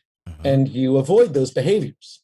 And that gradually becomes the prison of your behavior, where you lose access to your spontaneity, because your spontaneity has gotten you made fun of too many times. So, wow. You know what I'm saying? Yeah, yeah. And like, to keep that channel open, you have to not keep track of when you've been made fun of, and when you've been rejected, and when you've been ignored, and just like not keep a running tally of all that shit. And that is a trick and a half, you know? Herculean. And like, and Bill, that's where Bill lives, man. He lives in that zone. So like, as soon as you step into his presence, with or without the instrument, you know, but especially with the instrument, it's like, oh, like, it's like whatever I do is going to be okay here. And you're like, completely free in that. Yeah. He doesn't need a specific version of me. He's not hiring a hired musician. Right. He's inviting you to. He's inviting his friend who happens to like play your music vibe. to play music. Yeah, with I like him. your vibe. Right. Come vibe and with he me. doesn't remember. He's not hoping I do a good job like last time. He doesn't remember last time. Right. He's not keeping track. Like, he's not keeping track of what the beat on Scarlet Begonias is. He has let go of the fucking steering wheel. That's awesome. You know what I mean? Like, yeah. He's hanging with him. I met him in 2009, I think. That's when we made the Seven Walkers record. Mm-hmm. And I mean, that was the first time I felt like I was experiencing what happened at the acid tests. You know what I mean? Like, I was like, oh, this guy has the authentic, intact spirit. Lineage. Of that stuff. The lineage. You know what I mean? Yeah. Like, this has never become a business to him. This has never become. Oh, that's so dope. A gig. Wow. You know, like, he is somehow like just has this sense of wonder and self-acceptance that you would expect from a 2-year-old, you know? That's amazing. Well, it makes sense what you're saying, because like, when you see him play, he looks so comfy, casual, comfortable behind that set. Just the way he plays and looks around and stuff. He's not avoiding anything. He's not avoiding mistakes. Yeah. You know what I mean? Most people use 90% of their energy preventing mistakes. Right. And then if you have a mistake, then it's like, oh shit, I had a Right. mistake. But even if you don't, you're still like, just avoiding mistakes takes all your concentration. Yeah. You know? And he's just like, you know what? I'm not gonna do that. You know, you just made Wow. something make sense for me. Like when we talked to Oteil, we talked a lot about Colonel Bruce, and I think that's a little bit of what Colonel Bruce was about as well, in his way, in his own way, trying to get people to that place. Dude, that's huge, man. Fucking huge. And Colonel Bruce, he was on the first ever Billy and the Kid show.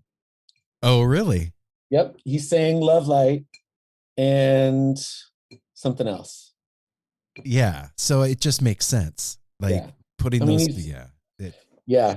Bill's 1 in a million. I mean, I feel like my relationship with Bill is doesn't even really involve music. I feel like. I understand. You know what I mean? Yeah. I feel more like he feels more like a family member, or like he's like a safe person for me. You know what I mean? He's just a safe person. The energy coming from that stage.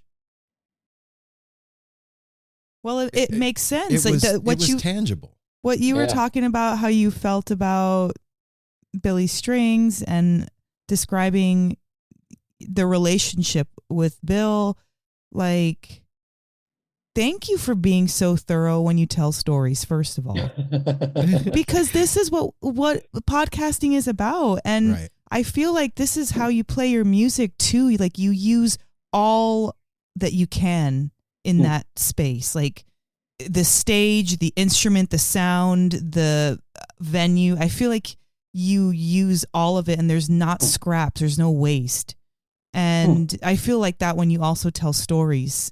Wow. I just get filled up every single time you talk. I wish everybody had that response. It makes us all smile and like tearful almost at the same time, like kind of tears of joy. Well, the thing is you make me feel deep in ways that it feels so good. It's like it's scratching certain conversational and also emotional itches that are like, yes, I want to talk about that, but it's never been brought up. And like the way that you describe your passion is really what it is. Forget about whatever.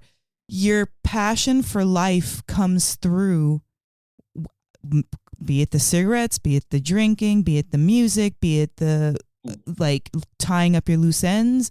But like, I fell in love with you back when we first met you, but this time there's such a maturity to. Well, we've all been through some shit, man. Well, I'm saying there's a maturity in my love for you, is what I mean. That's what I really want to say. Sweet. But for real, Reed, I'm not even trying to be your friend or nothing. You know what I mean? Not even trying to be your friend, Reed.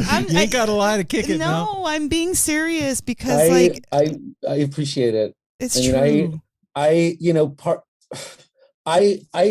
I'm experiencing life very intensely.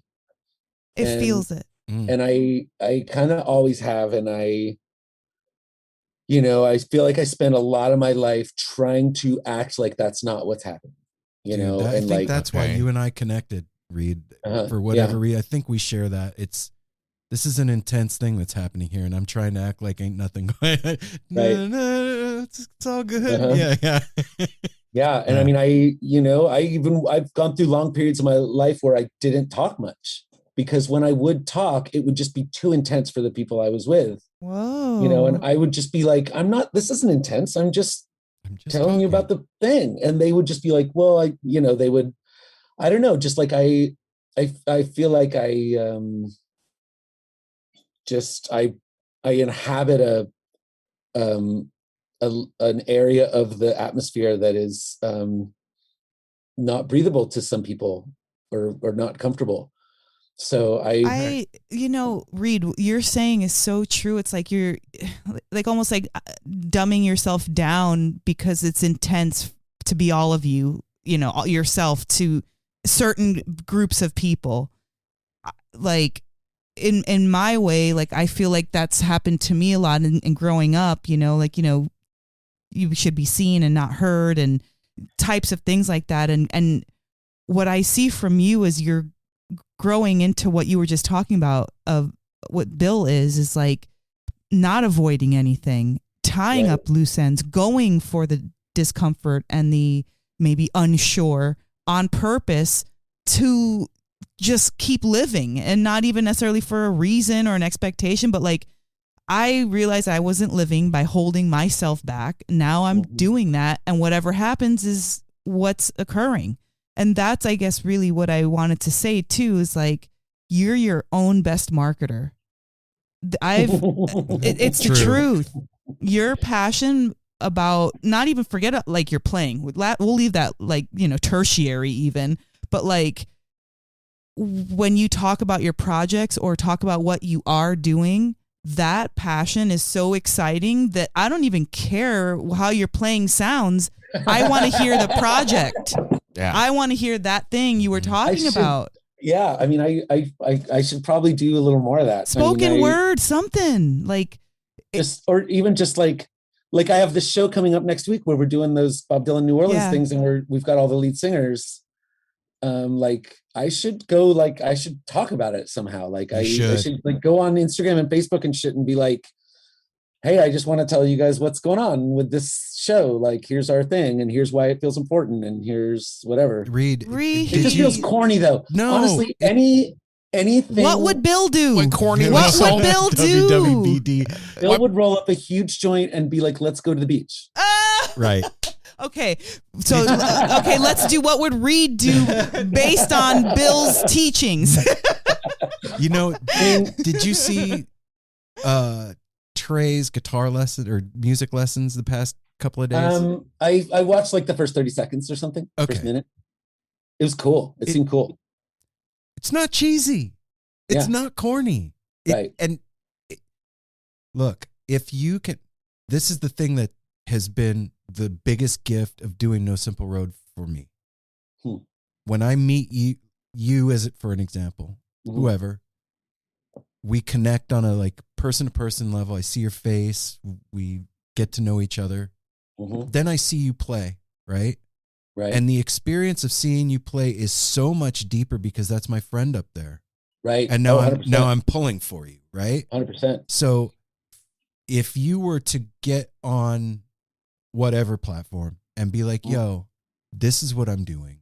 This is whatever your trip is. It's going to connect me to you. And then I'm going to be like, I want to fucking see that. And I'm going to go, and it's going to be exponentially more intense than it would have been had I not connected with you. That's like, I mean, that's really good to hear. That's really helpful. I mean, I feel like that's the kind of thing I'm way more likely to do when I'm like in a band or like in a situation where I can, like, I don't always generate high self-esteem well on my own. But that's what I just said, Reed. Like, you're your best marketer because you don't think you do, I should say. Well, I'm just saying it's hard for me to think that me saying it would be a good idea unless I'm with, hello. Unless, I don't know. I just feel like I dismiss ideas like that because I'm like, well, I'm not, I don't know. Dude, I don't know why. We all have imposter syndrome, I guess, at some point. Well, at just least like, that's not my gig. I play. Like I'll play. It's all your gig. Right. It's all your gig, Reed. You're not avoiding anything. Remember that. Like, there's nothing. I'm sorry. Right. Listen, this is my whole page that I've been writing. Like, everything's filled up because my job, man. Well, the thing is like, you should know that you're inspiring as much as the people you are inspired by. Right. You're passing that on. You need to understand that, and it's not anybody else's flavor but your own. So when you're getting on telling about your project, no, maybe that's not your full-time gig, but that's part of you, because when people see that gig that you're talking about and all the energy and thought you put into that, and they're hearing, that's freaking amazing. And they'll know what's up. They'll know what's up. And we're not. But I just don't like talking to cameras. Oh, that's hard for me too, Reed. I feel like if I there should was have a two friend, left like, feet, film yeah, me or something. yes, somebody that you're comfortable with. That I can tell, and I'll tell them Yes, what's going on. You There know, it is. the best pictures that I've ever taken was from my daughter because I'm not self-conscious in front of her. Mhm. She knows how to pull it out of me. We can be silly, and so it's those pictures always. I feel like I look the best. So get somebody like your friend that you went to the bar with and be like, hey, let me tell you about what's going on. And it'll be the best thing ever. Right. That shit'll The sell new out. best thing. Oh man, I would love that. Yeah. I mean, I've been trying to promote this show next Saturday at the chapel, and I'm going up against Dark Star Orchestra at the Warfield, Melvin Seals and John Cadlesek at Sweetwater, Bjork at the Chase Center, which is where I would be. Whoa. That is where I would be. And North Mississippi All Stars at the Independent. I don't know who's at the Fillmore, but I'm just like, fuck. San Francisco's Does- popping. no, Shit. Well, I'm Reed, just curious you with got to throw Bjork. yourself in there. Does you got to throw your Bjork name have in there. new stuff? Is Bjork doing? I didn't even know Bjork was even doing anything anymore. She hasn't played in the States in fucking 10 years, I don't think. Okay, that's what I. Holy Wow. shit! I mean, it's a huge deal. She's playing 2 nights at the Chase Center. Like, Bjork is one of the most important musicians of my lifetime, in my opinion. That's awesome. I'd you love know, to hear no that question. from you. That makes Absolutely no sense question. too. Okay. I mean, Another- her music between like 1992 and 2001 is among the finest music I've ever heard in all of history. Like, okay, I'm gonna go back. there's and listen. nobody like mind blowing. Her And- stuff.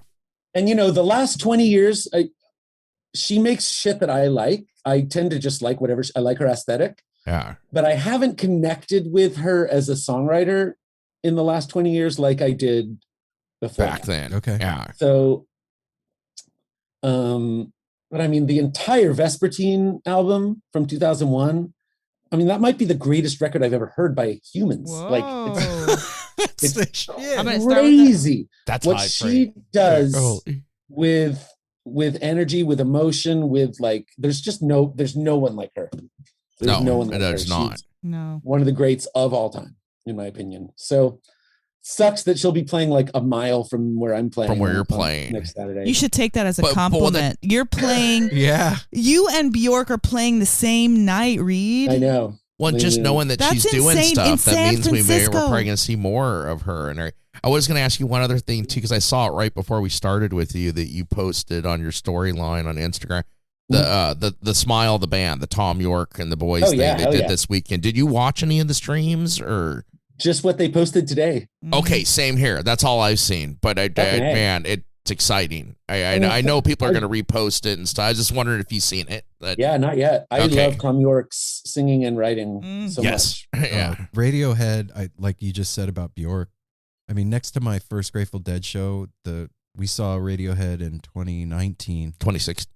Year we moved up here. Oh, it was 16? Yeah, Oh, July. shit. That's We were when here I 2 saw- months. They played Outside Lands that year. Yeah. Oh, Okay, wow. so we saw him at the Moda Center here, and holy shit, man! I had no idea I was So walking beautiful. into that, and when I left there different than when I walked in. Right. 100%. I was like, Yeah, wow, man. okay, I could That's get some of this the best band. shit out there. Yeah. I mean, just the fact that like you just don't see a lot of songwriters that as they age, they continue to write their current age.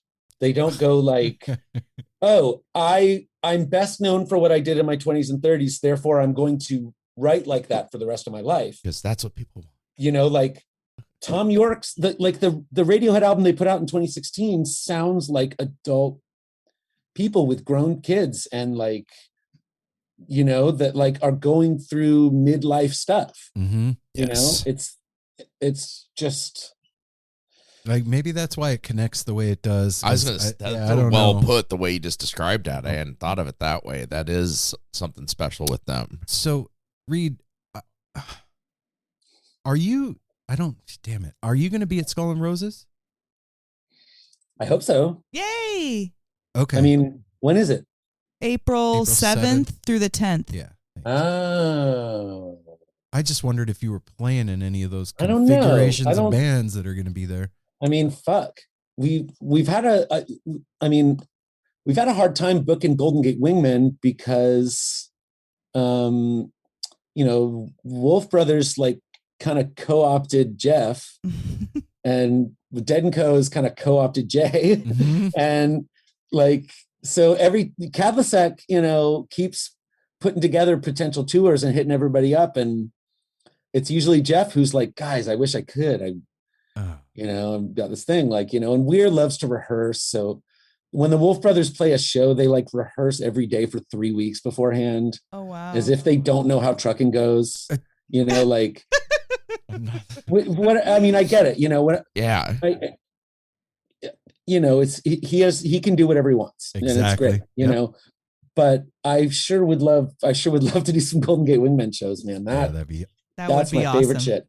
And we were supposed to do Skull and Roses. Also, like Billy and the Kids was supposed to be. Yeah, and that was my other question, but you probably can't answer that one. I mean, there's definitely a lot of talk and ideas on the table. Okay, right for on. Billy and the Kids in 2022, and there are phone calls and text messages and emails and conversations and excitement, and you just made everybody that's listening to the show right now. Well, it's just us. It's just us right now. Well, no, I'm saying everybody that's listening when it goes out. I know a few people that are going to be salivating. We'll see. Right on. I mean, there will definitely be Billy and the Kids shows this year. Awesome. If they're on the West Coast, then we'll be there. I don't know. Yeah, we'll see. But Skull and Roses, if I don't have a gig, if I'm not playing there and I don't have a conflicting gig, I'll just go down and hang. To be there. Come hang out, man. Yeah. All your buddies will be there. Heck yeah, man. And like, there's this guy, the time I played there before, there was one of the stagehand people was an older guy. And he was like, I've been coming to this venue since I was 14, and I was like, oh man, who have you seen here? He was like, I saw Jimi Hendrix in this exact spot. And I'm like, no fucking way. Who else? And he started listing off all these shows at that track, back in the day. And I was just like, this is like sacred ground. And like, yeah, that little weird dirt track. It's amazing. Right next to the beach. It's like, whoa. Anytime I can play a spot where Jimi Hendrix played, feels like the rarest of rare air. I'm in. Like, yeah. Fuck, man. Reed, I know I speak for the three of us. Like, we love you, man. Yeah. Like, for real. Period. Yeah. Period. And I appreciate you, man. And I'm glad I got the opportunity to thank you for what you did for me without even knowing it. And he does speak for all thank you. Of us. Thanks for reaching out, and thanks for what you guys are doing. Yeah, of course. And thanks for giving me such validation. I don't take it lightly. It means thank a lot you. to me. Because we do love to compliment our guests because we love the guests that we have on. Or we wouldn't have them on. But that's not what we're doing. Like, I feel like you don't undercut yourself at all, even in thought, because it's not fair to the totality of who you are. Thank you. Mm-hmm. I want to feel good about myself. And to add to that just a little more, I mean, we pay attention to everything you do. Yeah, we follow do. you and everything, and talk. Not like creepy though. When Aaron said, not to that. Yeah, we got a stage 3 stalker here. No, but Aaron said it before we got ready to talk earlier today. This morning, it was like, oh man, because not that there's a lot of pressure. I know you'll understand that. It's like a gig.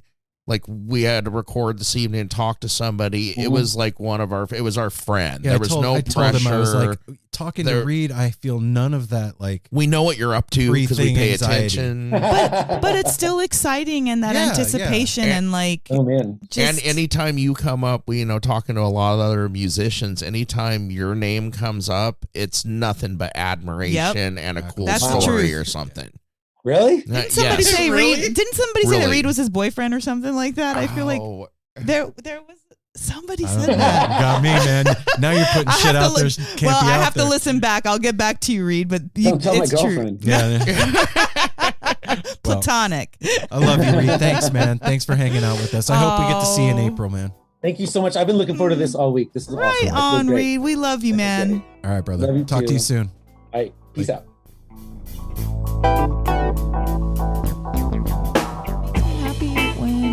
Come back on the show. Yeah. Mm-hmm. I mean, I'm excited the first time, I am, but it's the second time always.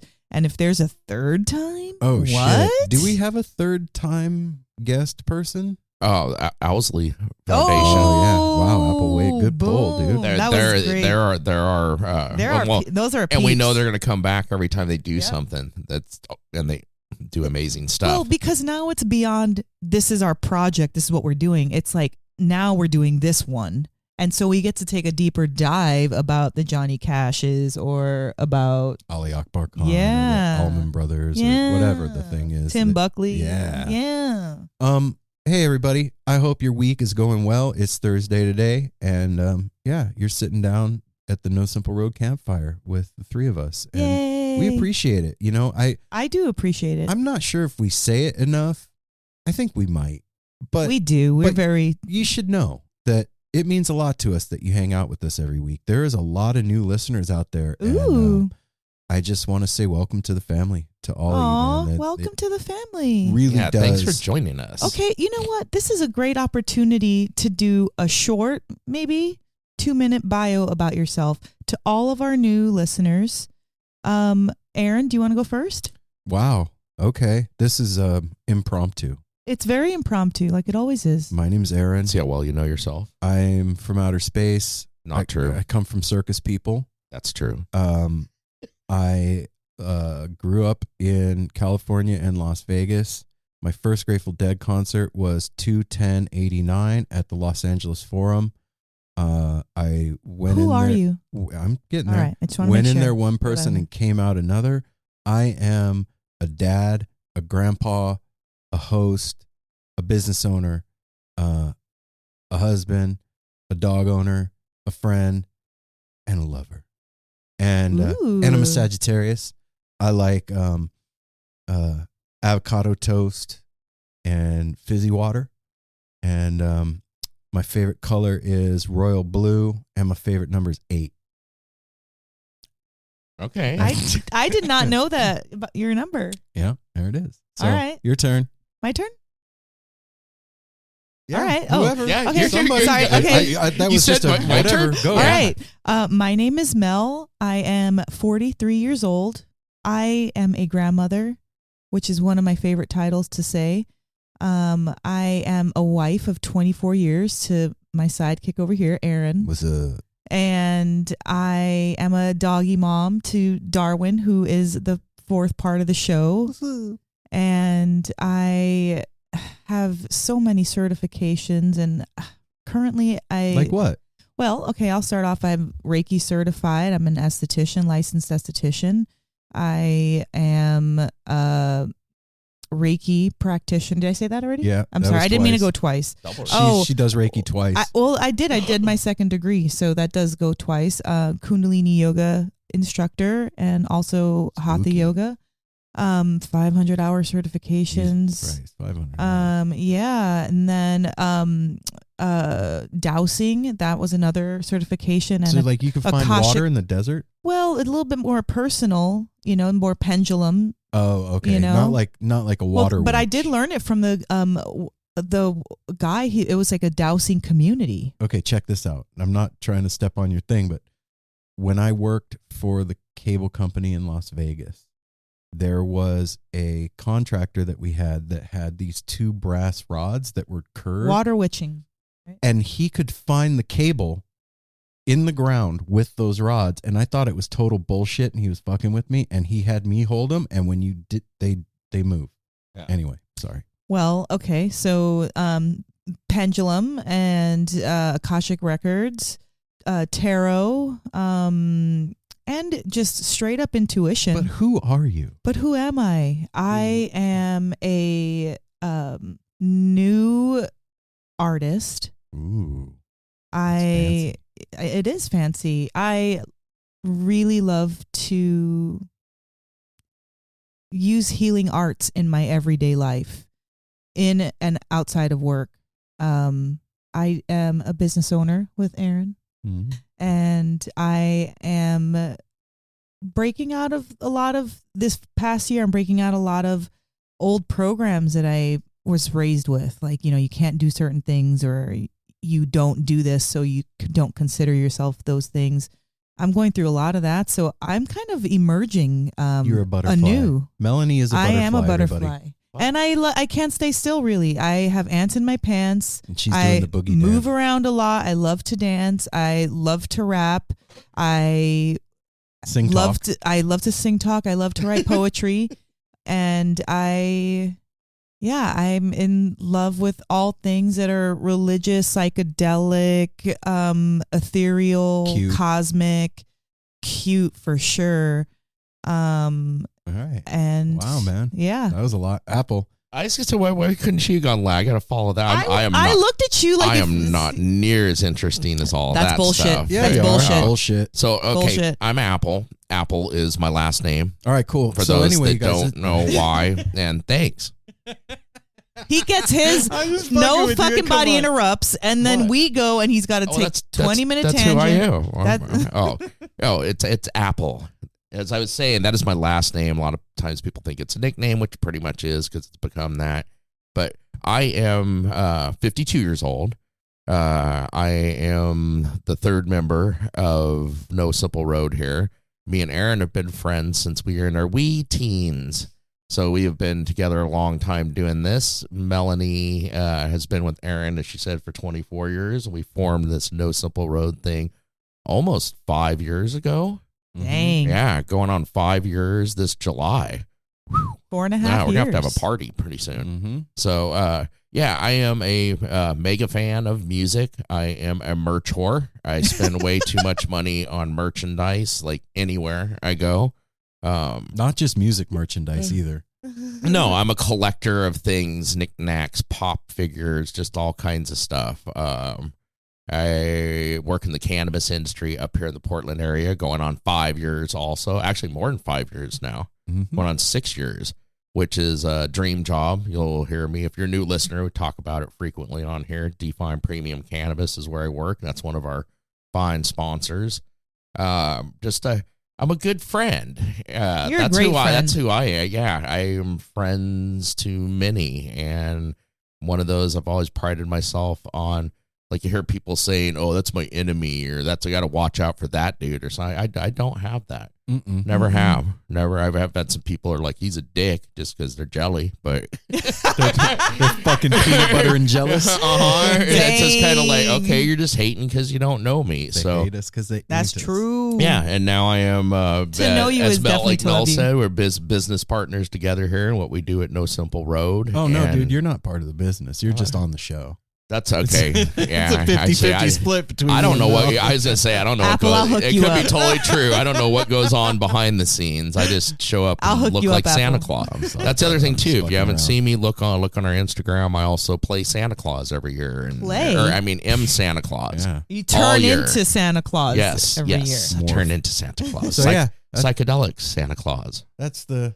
You don't get to say. Oh, he's just interrupting. I I'm don't even say. interrupting today. I'm allowed And to I was. interrupt. Oh, well, I'm going to put you in place. Interrupt I you. said you went forever. I was born in California. I was raised on a mountain. Oh. 21089. No, but no, that's pretty much it. That's pretty much it. You learn more about us as we go along and you Yeah. listen more. I just thought, like some people on their Instagram pages, they'll be like, I've reached X amount of followers. Let me reintroduce myself. And then they'll do like a bio of themselves, like, I'm a licensed yoga instructor and I make green tea and blah, blah, blah. These are my qualifications. Yeah. So you figured. I'm also, I got to add in too, because this is very true. I am a movie nerd. Oh, yeah. Ever, True. forever. Like growing up, I worked at Blockbuster Video, Hollywood Video, Video Time. I worked at all the video stores. I just love movies, TV series, everything. I'm an addict. You're very current. I would say that about you. I do stay very current. I know And a you're lot you're an avid about that stuff. researcher. And he knows Yes. the names of every actor and actress and like says them like you should know them. Okay, this is the time where we now say who Apple is. Like exactly what we're doing. I'm just saying we're doing it while we're doing it. You know how I like to do that. I just got confused. You just ruined Yeah, it. no, well, now It was we can say happening and now Apple- we can say nice things about each other. Well, Like, that's what I was kind of getting at. I was like, has to be nice things. Apple Aaron. to Oh. Aaron and I, like he's like the glue, our backbone here. If Aaron and I were one group, Apple would be like if the kids can't reach us, which they usually can't, because we don't answer our phone. They've always said that. We just call you because mom and dad never answer. Yeah, so if they phone. really need something serious, they call Apple first. And to have somebody in your life like that is invaluable. And so Aaron and I don't have to worry about a lot of things because Apple's here. And I just wanted to say thank you because I take it for granted. I'm going to straight up say it like I think I do. No, I do take it for granted that you are so strong of a figure to our kids that it allows me to relax a little bit. Like I know no matter what, if I'm not around, they'll reach you and you'll take care of it. And I just appreciate that. I don't know if I don't know if it's taking it for granted so much as like, well, I guess that's the definition. I won't even say taking it for granted. Just don't think about don't it. Don't acknowledge I've just it. been there. Well, if you don't acknowledge something and show appreciation, that's taking it for granted. So thank you for acknowledging it. Yeah, oh, and I do appreciate it.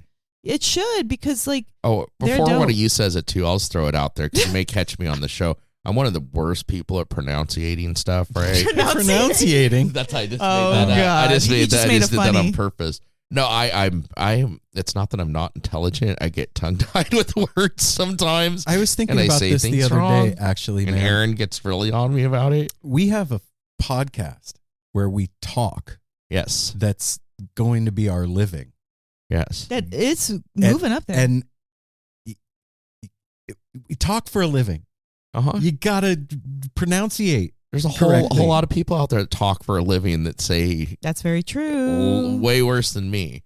That's how I say to Aaron. It adds an extra flair. It's like I'm 52. We're growing old together. It's not going to get better. The other thing, I hope that's not the trajectory for us, babe. No. The other thing with Apple's speech is he doesn't finish sentences. That happens sometimes. Sometimes. I do that sometimes too, though. Words will come out and you'll get half the word into the next word. It's kind of like China Rider. It really happens. Or Help Slip Frank. It happens most often when I'm excited about something. When I'm like the words are stumbling over and then it's like blah blah, and I just don't finish a thought. And I've tried to recreate it, and There's I can't. It's hard to do. It really is. It's so unique. It's my superpower. It is your superpower. I love it. Yeah, man. So that's us. And Apple keeps us laughing. Well, you know, when he's in a good mood. Yeah, because there's two. There's two of them. But when he's that fun Apple, it's like there's nothing better than that. There's nothing better than when all three of us are on our A game. And I do that. In fact, I do that sometimes too much once in a while. These two will have to be like, dude, I was telling a really serious story, and then I make some joke in the middle of it. Or he'll be like, so, hey, Mel, how was your day? So anyway, Aaron, like when that. Yes, okay. All right. I am an interrupter. Okay, enough about me. Yeah. I was going to say, how'd Apple end up in the fucking hot seat? Because I was we last, were just doubling and then Mel back. came up with the thing. But, well, that was nice. I liked it. I'm going to say a couple nice things about you two. Okay. You fucking assholes. No, Aaron has been my brother, best friend my entire life since we were teens. And Aaron's a good brother, best friend. Yeah, we've been really through a lot together and everything. And then just to add into that, then he met Mel, which I always say is like, I used to say Aaron's guardian angel because she pretty much saved his life. You can go back and listen to that on episode 3. Oh yeah, that's a good one too. And now I realize at this point she's both of our guardian angels. She has been here to help us out a lot through me a lot, Aaron a lot in our lives, and I just love these two dearly. They're my brother and sister, my best friends. Yeah, and we all live together, by the way. Yeah, in a wonderful house up in the hills, surrounded by green trees and water in Portland, Oregon. Oh yeah, and if you listen back to earlier episodes, you will learn about Ryder. Ryder is Aaron and Melanie's nephew. Yep. He's kind of like moved a son. Up here with us and was on it for a while, but he's just not as much into the jam band thing and everything we do. He's kind of got his own life. He's younger. Yeah. And he lives with us, and so does our son Simon. Yeah. It's and me, Darwin. Darwin's our dog. That was him. Same, I guess, on the taking it for granted foot. I think sometimes, especially when we have new listeners that listen to maybe either their friend or their favorite artist or whatever, and they're listening to that episode, they heard about it somehow. Maybe they're posted it on their page, and they listen. they're hearing us, but they don't really know who we are. They're just hearing a show. Yeah. And so it's cool if you have been a listener and you kind of tune right in, you know who we are, all that stuff. Maybe you've had personal interactions with us, but like for new people, it's like who the fuck are Who are these yeah, jokers? Yeah, you'd have to go back to the beginning and start to really learn who. Well, and I like it. Well done, Mel, because this also gave us a chance that it made us all feel good to describe ourselves and then talk about each other. That's kind of cool. One of the coolest parts of listening to podcasts, at least for me, and I would guess that a bunch of you feel like this too, is like when you consistently listen to a podcast, you get to know the hosts. Yeah.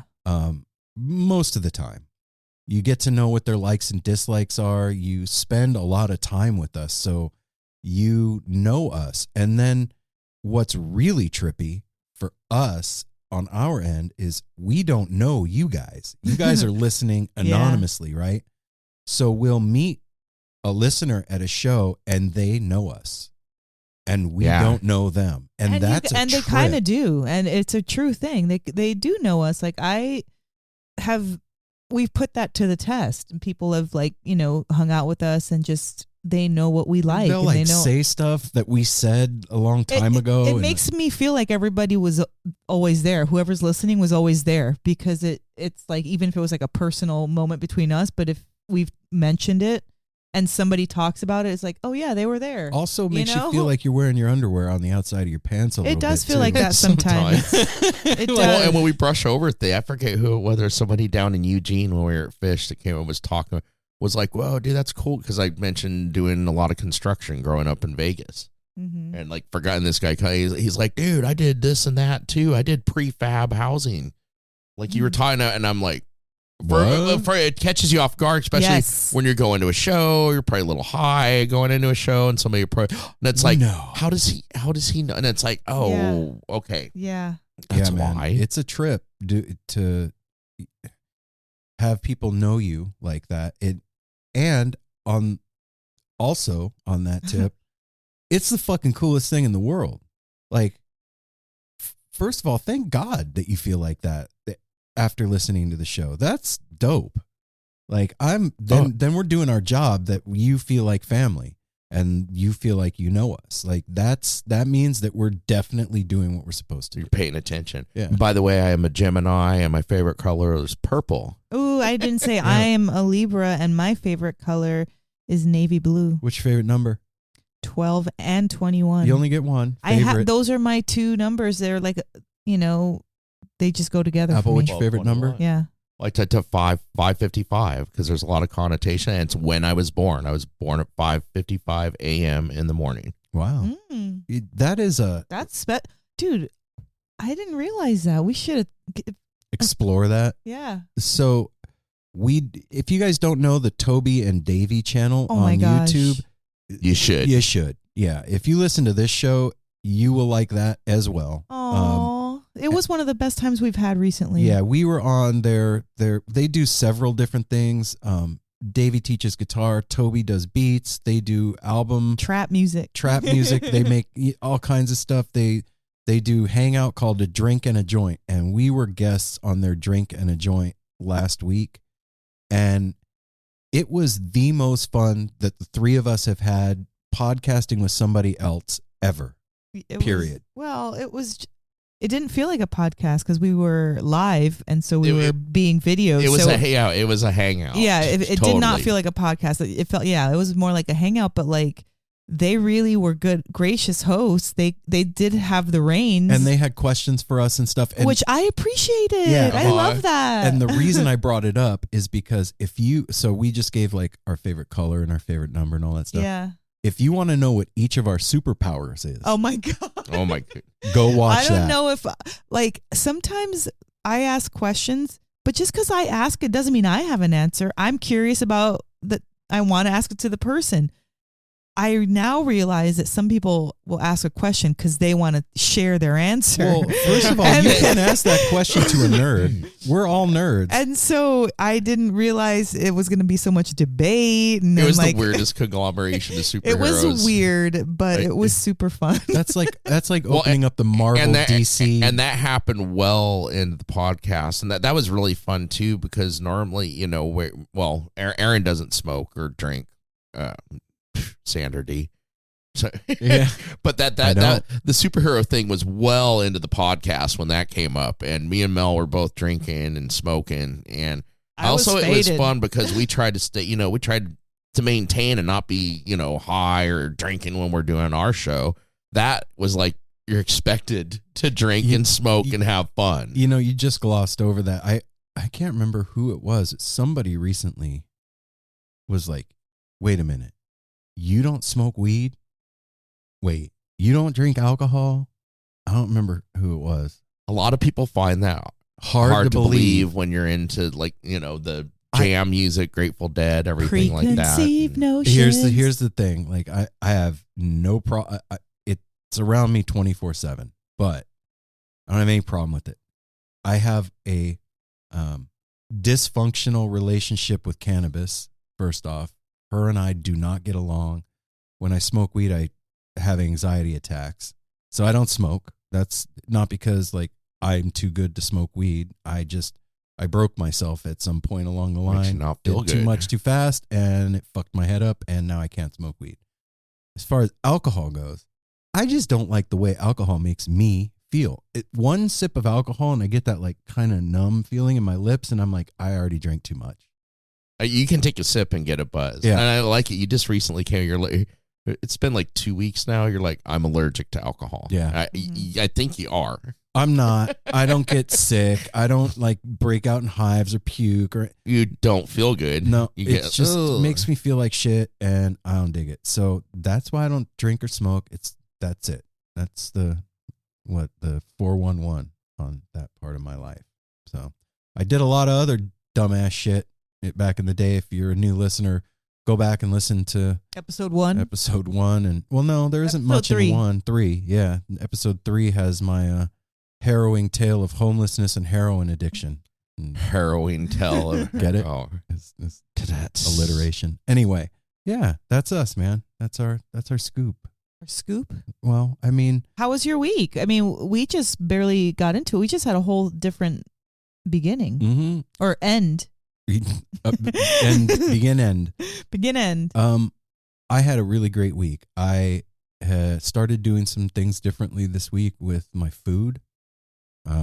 We've had a nutritionist for a while that we've been talking to, and like his whole deal with me is telling me that I needed to eat more food, and it just didn't click for me for whatever reason, because I didn't know how to do that and not eat shit, like eat garbage food. Like I heard Jonah Hill years ago talking about losing weight for 21 Jump Street. And Jonah said that when he got the nutritionist told him, quit eating like a 6-year-old, eat like an adult. And that, like chicken fingers and mac and cheese and hamburgers and French fries and pizza. And why do we give that to our babies? That's stoner snacks. Right. And so. Yeah, true. The baby will eat this. Well, yeah, it's crap. Yeah. So that's how I ate. And so hearing a nutritionist tell me I needed to eat more didn't make sense. And I was having a really difficult time. And I did some things. I got a little help with like a thing that shows you what to eat, because I needed that to like teach me how to eat like a grown-up. And I fucking feel amazing. I am sleeping better. I have had more energy. I'm in a better mood. All that is true. One downside is I have had massive farts and headaches. Oh. I wasn't going to say farts and headaches. Okay. Because it's a lot of protein, man, and not a lot of sugar. And the no sugar thing is no fucking joke. You want to talk about kicking dope? That is serious business, kicking sugar. So, yeah, that's what I've been. And then the other thing is on New Year's Eve, Cody and I, we all tripped together, and Cody and I played guitar. And it rebirthed my love for my guitar. And I started Guitar Gate with Michael Palmisano this week. What? Yeah. And also, Trey started giving guitar lessons randomly on Instagram. And then Cody and I we made a pact to meet for breakfast early Sunday mornings and play guitar on Sundays. So that started today. And it was very cute. A blast. We sound terrible. And it was so much fun. I doubt that. Oh, no. Yeah, next time do it at Cody's house. It sounded bad. But it was so much fun, and we're only getting better. So Yep. They are. You know what? It's been a week of transformation, and it feels really good, man. Feels great. That's my week. That's great. About you, Apple? Me? You always end up going last. Skip an order? Yeah. Yeah, That's well, true. there I is no usually gotta order, yeah. really. Oh, well, I said that this week is, I'd have to say, like, uneventful, lot going on in my head. I feel like a anxious kid waiting for, like, spring break, because this is that kind of in between. We know a lot of things are going to be happening soon, like Skull and Roses, Northwest String Summit in July, but there's not anything happening now. But there is, like, starting this week. It's just kind of a period of, like, okay, get done what you got to do, stay feeling good, do the right things, make right choices, stay feeling good, make right choices. Don't stay feeling good. And a lot of that's going around in our community, the cannabis community. I know several people, we know several people that are, like, doing everything that, they got tickets to go see Fish in Mexico. Yeah, they're hiding. Everybody's doing, everybody, it's like Bubble Boy. Everybody's just trying to stay healthy and happy. And I'm just getting really excited about this week because Thursday and Friday, Goose So tonight is here. and tomorrow night. Yeah, oh, that's true. Yeah, when this comes, Thursday and Friday night is Goose. Then the week after that, we got Leftover Salmon and Kitchen Dwellers.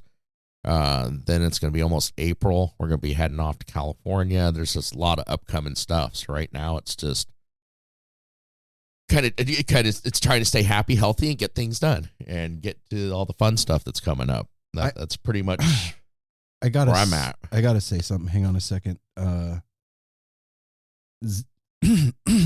Sorry, I got frog in my throat. Mel. I just have this Ribbit. tea that you never Ribbit. mind. Never mind. Oh, I thought you were looking at her for sound effects. Yeah, can you Ribbit. please audibly make the frog noise? On the Goose thing, they're playing Thursday and Friday. They announced their show here in Portland.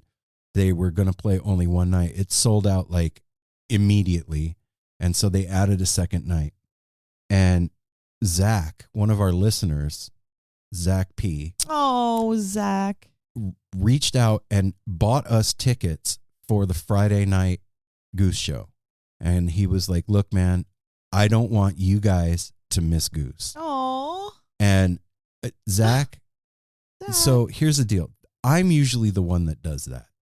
Like, I've done that several times since we started No Simple Road, got concert tickets for people because I don't want them to miss the show.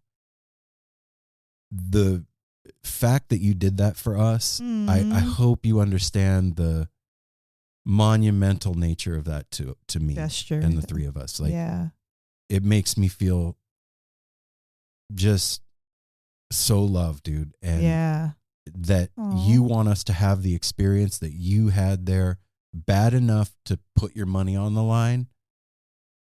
Understand that we're going full bore. This we're headed to this thing with just nothing but gratitude in our hearts. So thanks, Zach, for doing that for us, Full man. bore. I would have been remiss if I didn't mention that. I like full bore, whole hog. All the way, 110%. Thanks, Zach. That was Torpedo so pig. sweet. Pizza Yes, truck. Zach. That's awesome, man. That means so much. Yeah. How was your Well, week, Mel? My week was it was kind of wonky and not bad, but just I don't know. It was great to see you coming into your transformation, like you said. It was your good mood and lightheartedness was very visceral I felt a change in you, and it was really cool to see you like caring for yourself enough to stop and cook and like clean up after yourself and enjoy your meal. And it's something that I really haven't seen before. Well, yeah. And so that directly affects me because just seeing you happy, like, you know, makes me happy. But like personally, I've been going through some weird like up and down stuff, and I'm just gonna knock it off. But it's just like the remnants of the last bits of like dumb shit, like lack of confidence, that you don't know what to do with yourself feeling. Like, yeah, I mentioned that I have all these like license and certifications and know about this cool stuff, but like sometimes everything seems so much to focus is hard sometimes. Mm-hmm. Yeah, it's too wide, casting too wide of a net. Exactly. Yeah. And so then I'm like, well, which one do I want to focus? So then then you're like, fuck it, none of them. Nothing gets focused exactly. But I have been reading lately, and I forgot about the pleasure and the joy of reading, and that really kind of uplifted me. I was reading at Cody's house yesterday, and what's the name of that book? How to Write One. Is it How to Write One Song? And it's amazing. It's great. So great that Cody let me borrow it. And so I'm just kind of going through like some mental like struggles of being okay with my life right now, whatever it is, whether I'm in my head, I should be where I'm not, or what. No, just what your life is, just be good with it, be proud of it, be happy with it. And so I'm actively seeking the motivation to make that happen for me truly. So I understand what you're saying. Like I'm sure everybody listening and everybody in this room has at one time or another beat themselves up because they're not where they want to be in life. Yeah. Right. And so obviously that's not healthy. No. But there's the flip side of that. It's like, I guess what I'm trying to ask, what's the balance between giving yourself shit and motivation? Do you get where I'm coming from? Like either you're giving yourself shit for not being where you want, which is not motivating, or push yourself too fucking hard and burn yourself out. Like, where's the happy medium in between all that? Because I haven't found it. The only thought that came to my mind fairly quickly was the feeling. If you feel bad about yourself, then whatever you're doing, you need to swing it the other way. Well, do you know what I'm saying? Like as far as like the motivation, you're like, get your fucking fat ass up and go fucking run around the block, or like if your internal talk is something like that, you know, and or that could work for some people. It might work for some people, but does it? Again, we're trying to get to the neutral or the happy balance where you can do what you need to do, explore new things, be curious, but not feel bad that you don't know how to do something that you just started to have interest in. Well, and like, check this out. So let's say you worked, I don't know, at a flower shop, right? Just whatever. Mm-hmm. And you're like, I only work at a fucking flower shop. I thought my life would be better than, or different than this when I got to be this age, or I went to school for this long and I should be doing this. I shouldn't be working at a flower shop, right? All that is based on how we think people perceive us and where we should be in the world based on that, right? You follow what I'm saying? So shouldn't the like fulfillment of what you do for a living be in simply doing the best you can at whatever you're doing? If you're sweeping a floor, that's what you do for a living. Who gives a shit? That's your job, right?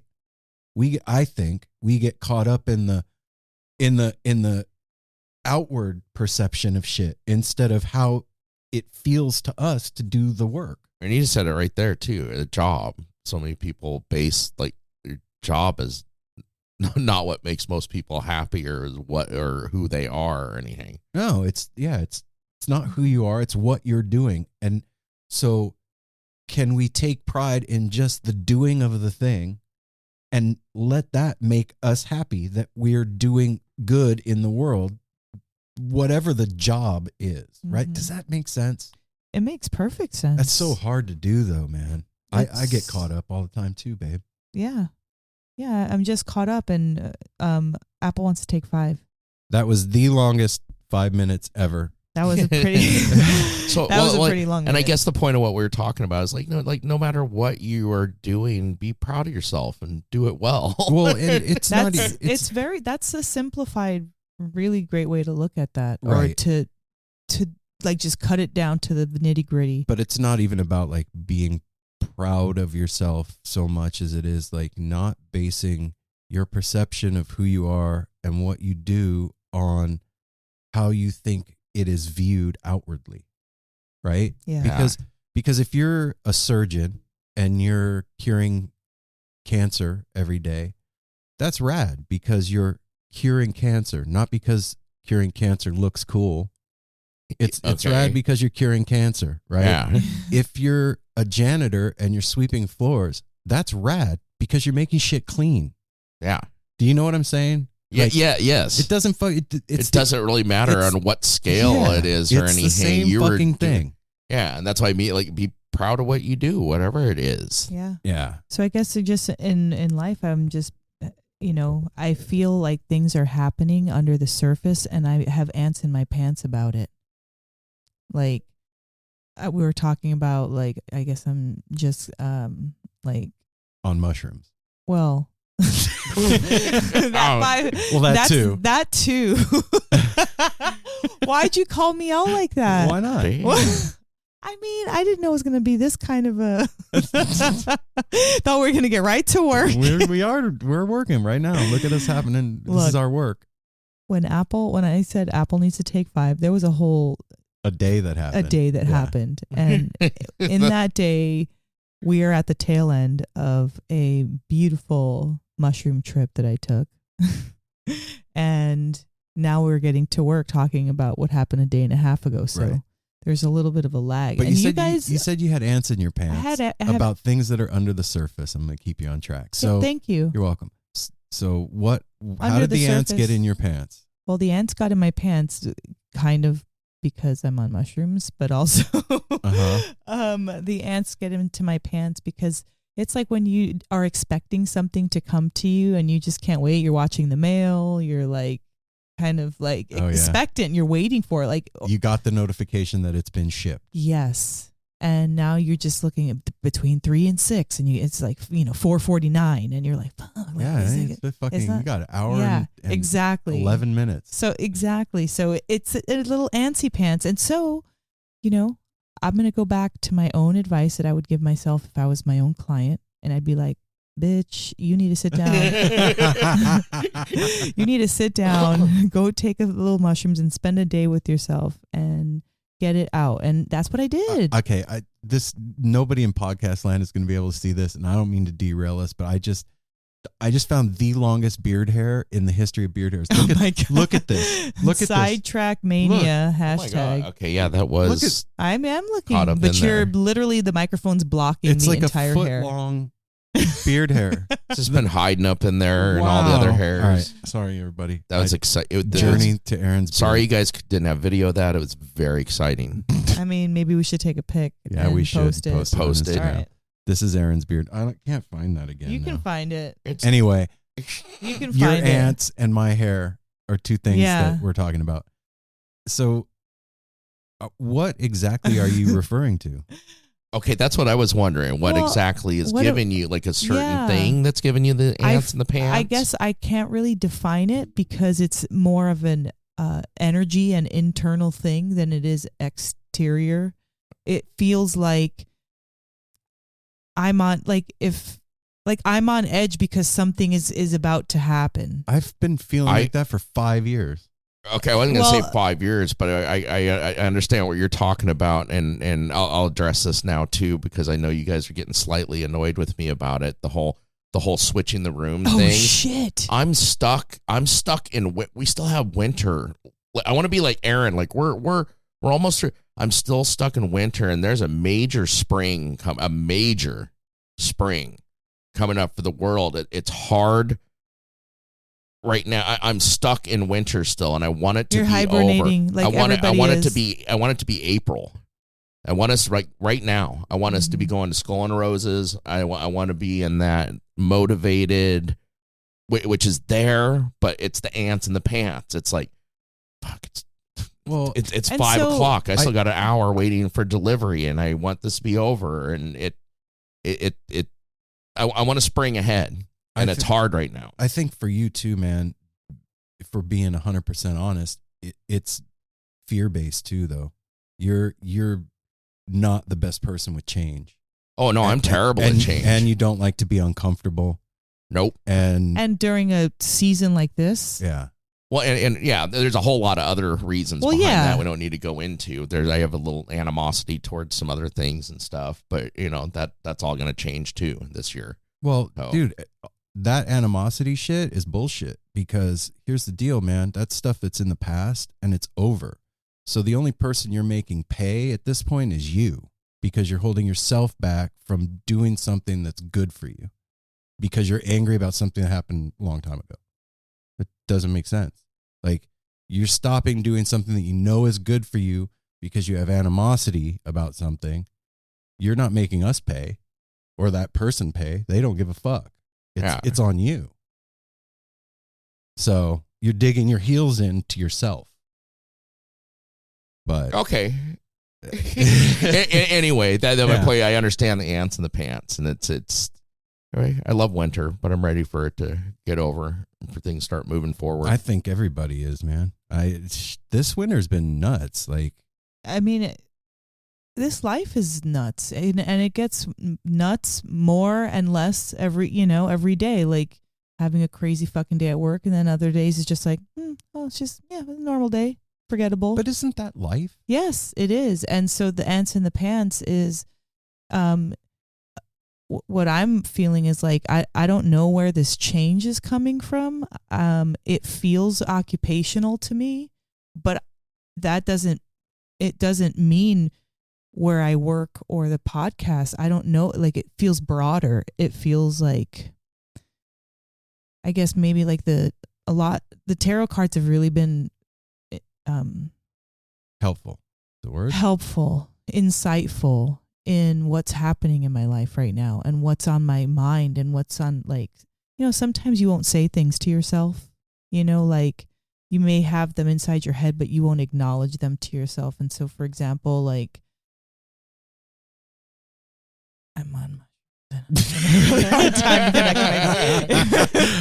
I don't want to keep going back to that, but like, I've got this great train and then I get derailed because I'm off somewhere else. But I mean, these thoughts are in here, and when I articulate them, they're bomb. They're going to be great. You guys just hang on, man. Yeah, man. Gosh, I mean, there's so many things to say because I feel like there's a lot to say, but there's also, we can't say everything. Okay. I don't know, babe. Wow. Well, and you know what I'm talking about. Well, to back up a sec too, because we talked about this too. We can't like this. When Aaron said that, isn't that just life? It's like, yeah, it is just life. Like, there's always ups and downs and valleys and peaks and stuff. Yeah. But everything during these last couple of years, everything is under like a fucking, not even a magnifying glass. It's a microscope. Right. Everything is more.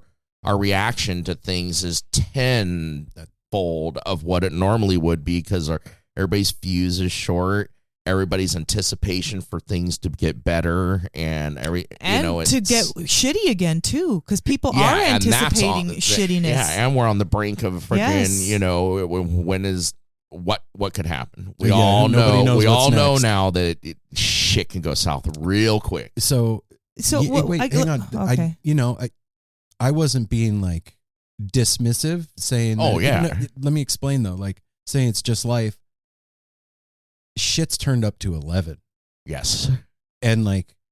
And with the fuzz pedal and a wah-wah pedal and compressor. Yeah. But like those are like the normal ebbs and flows of life. But right now, because life is through a fucking effects pedal, it's very like throws you out of your center constantly. Or at least I'll say it more personal than that. It throws me out of my center constantly because just when I think I have my equilibrium, some shit happens, or I hit one of those dips, and it's like trying to ride a skateboard on a tossing ship. It's fucking impossible. Yeah. Well, so this is one of the reasons why I get so like, I'm so great at like getting down on myself, and then like everything's perfect and great because I'm having those fluctuations also. Like this, you saying off center, like everything feels good, like things are gonna, I don't want to say go back to normal because I don't feel like that's what nobody wants, but like just whatever the continuation is going to be. But what if this is what the continuation is going to be? That was the right. That was the. I think we might have even said it on last week's outro. Like, I personally, I'd been waiting for things to go back to normal for a while, and like, I recently, within the past few months, had the realization that that's never happening. Yeah, so that's not coming, man. So you better figure it out. So that thought sinking in also has to do with that kind of antsy anticipation, because if that's the case, it's like, I don't want to live the rest of my life like this. I want to live it how I want to live it, like fully. But we are at we're going down a road we don't want to go down right now. Yeah, but we are. So I don't know, man. It's tough. And Apple, I'm not giving you shit, brother. I hope you know that. That's just observation.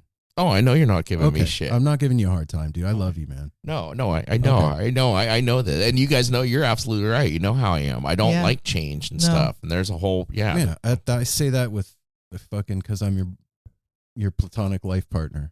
Yeah. I have. Well, and then I realized I like being afraid, like most people don't like change, but you know what? Like even this, like we do it and stuff. If I don't like it, it's always change back. There's always other changes. Nothing is permanent. No. Everything changes constantly. Yeah. So that's kind of silly to even say I don't like change. It's like, if I don't like air, like what? But here's the thing. Like, I am a person that loves my routines. Yeah. I do. I really enjoy. They're very helpful. Routines but they didn't used to be. My routine used to be going and buying dope and shooting heroin in my arm. Well, that was one of your routines. And that was for a short part of your life. Right. But I'm saying not my routines are not always healthy. No. But I like my routines. But like, I'm not afraid to switch it up. Do you know what I'm saying? I'm not scared to do that. That's a rare quality. And I don't know about fear, or maybe there's other emotions or reasons why you wouldn't, but not everybody does that as effortlessly. Well, it's like you said the other day, like, I like it, babe, when, I tell you something's wrong, you fucking fix it immediately. Yeah, that's true. Like, why fucking wait? Like, I'm like, that shit's going to cause problems. It's fucking been called out. I'm usually embarrassed when you tell me that anyway. So if I can like immediately turn the car around, I'm going to immediately turn the fucking car around. Like, that's a good way to look at it. I'm going to do it 2 more times and make myself feel really shitty. And no. Well, I guess that has to deal with whether or not you have a stubborn nature, or if your ego's like getting involved, or because then why else would you not do it? I know that why I lazy around is like, it's kind of like that laziness, or like. When have you ever been lazy in your whole fucking life? Never. I mean, mentally lazy. Apple, help me out here, brother. After several edibles. That's just relaxed. That ain't lazy.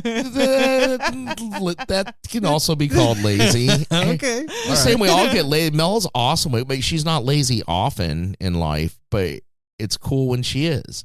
Oh, I love because when she's lazy. And you also break. And you also and she needs it. Everybody needs it. And you see it with Mel when you do have like you're just like. So today was definitely one of those days. Full disclosure. one of my full disclosure at this for point. them out there. Okay. Be careful. How about 3/4 disclosure? Don't be careful here. Oh, one of my favorite things about taking MDMA with you is the day after, because we're on the couch the next day, usually like watching Queer Eye or something, and just lounging and like relaxing. I like to call that Apple mode. I cherish that shit. Like that is one of my, and so like, it's my favorite to see you guys doing that. I've said that before, to see you two curled up on the couch just into, because you don't watch TV a lot. You don't do a lot of the things I do. To see you guys like that is my favorite. You look so cute. And you just kind of look over like, oh, hey, man. I'm like, yes, they're in the zone. Oh, yeah, we are. But it's like, and it's a whole thing too. It's like the excitement of going to whatever thing we're going to go to, and then the excitement of the experience and whatever's going to happen there. And then also looking forward to the next day. Like, I know that we're just going to chill. And yeah. So now you know. Fun. Now you know. Anyway, wow. Heavy thoughts. I want to share one silly thing, because it said that what we were just talking about reminded me of something. And Norm Macdonald did a routine on talking about how life is rough. And he's like, I'm just saying, people, you should have met me when I was 1. When I was 1, I had my shit together. I was ripped. I had all my shit in order. There was no problems, like when I was 1, from there, life became difficult. But when I was 1, man, you should have fucking met me. Started going downhill from there. You know what, though? Here's the thing. I think by talking about it, it helps a lot. Yeah. And I know that was one of the things that like was driving me slowly insane, was feeling like I was the only one that was going through the ups and downs. And we've talked sufficiently about it, I think, about our feelings and our ups and downs and all that. And it's a great space to be able to do that. And if anybody was able to make any sense of me tonight on this outro, the last since we came back from our 5-minute break. Yeah, I'm sorry, everybody. Well, I'm not sorry. I didn't do anything wrong, but I'm just, in a different headspace, and I'm really present. Like, I can't wait to do the intro with, about Reed, but wow.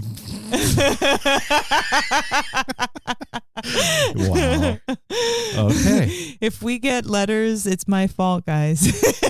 If we get letters, we're in 1990. That would be dope. If somebody, I dare one of you listeners out there to send us a letter. John B's going to do it now. We're going to get a letter. Okay, that's true. Don't dare anybody to do dare anything. You to send me a letter, John. A letter, John. A lottery ticket. Yeah. No. Guys, thanks for fucking hanging out with me, for real. We love you. I love you. I'm still down to do this no matter what. Where are you going? We're doing it. Hang out in the other room? Yeah. We're in the middle of doing it. You're doing it. I'm doing Look it. at Mel, you're doing it. Anyway, we love you guys. I hope you enjoyed the conversation with Reed as much as we did. If you are physically able to go see his show this Saturday, do it. Because I have a feeling that your mind is going to be split. You're going to be seeing something that is a brainchild. It's brand new. Yeah. It's something that hasn't been seen or done before. Yeah. So that in itself is reason to go. To go have an experience. Reed's never had it. Elliot's never had it. That venue's never had it. So for your own internal nourishment, you should go see something that you haven't seen before. And Reed is a definite sure bet to have a good time. Oh, yeah. Mm-hmm. So, yeah, we love you guys. And we will be back next week with more stuff and things. Next week's guest is Mojo Hand. And you are going to be really stoked. So hang in there. We love you, and we'll see you next week. Stay happy. Take care of each other. Smile at a stranger. And be proud of what you do. Yeah. Hydrate. Safety third. Pet dogs and kitties and stuff. Take mushrooms.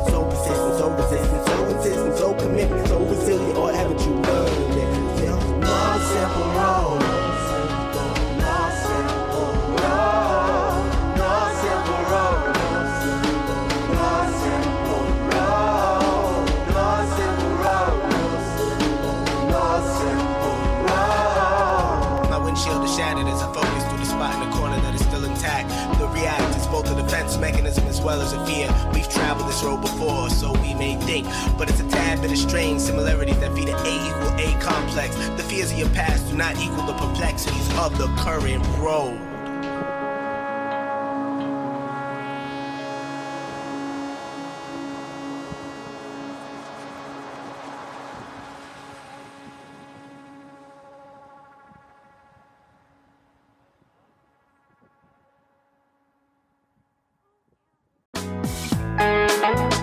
Hey listeners, I want to tell you about the April-May 2023 issue of Relics magazine. Features a Dave Matthews Band cover story with additional articles and interviews with The National, Graham Nash, Wayne Shorter, ALO, Ivan Neville, our friend Eric Krasno and Stanton Moore, Marty Stewart, and much more. Check out the latest version of Relics and subscribe now at relics.com/DMB. Thanks, Relics. Hi, this is Henry Kay, host of the #1 music history podcast, Rootsland. Come with me on a journey to Kingston, Jamaica, where we explore the world of reggae music and the untold stories of some of the genre's greatest legends. From the ghettos and tenement yards where the music was born, to the island's iconic recording studios. We are so excited to team up with Osiris Media, the leading storyteller in music, because as you'll hear, sometimes the story is the best song.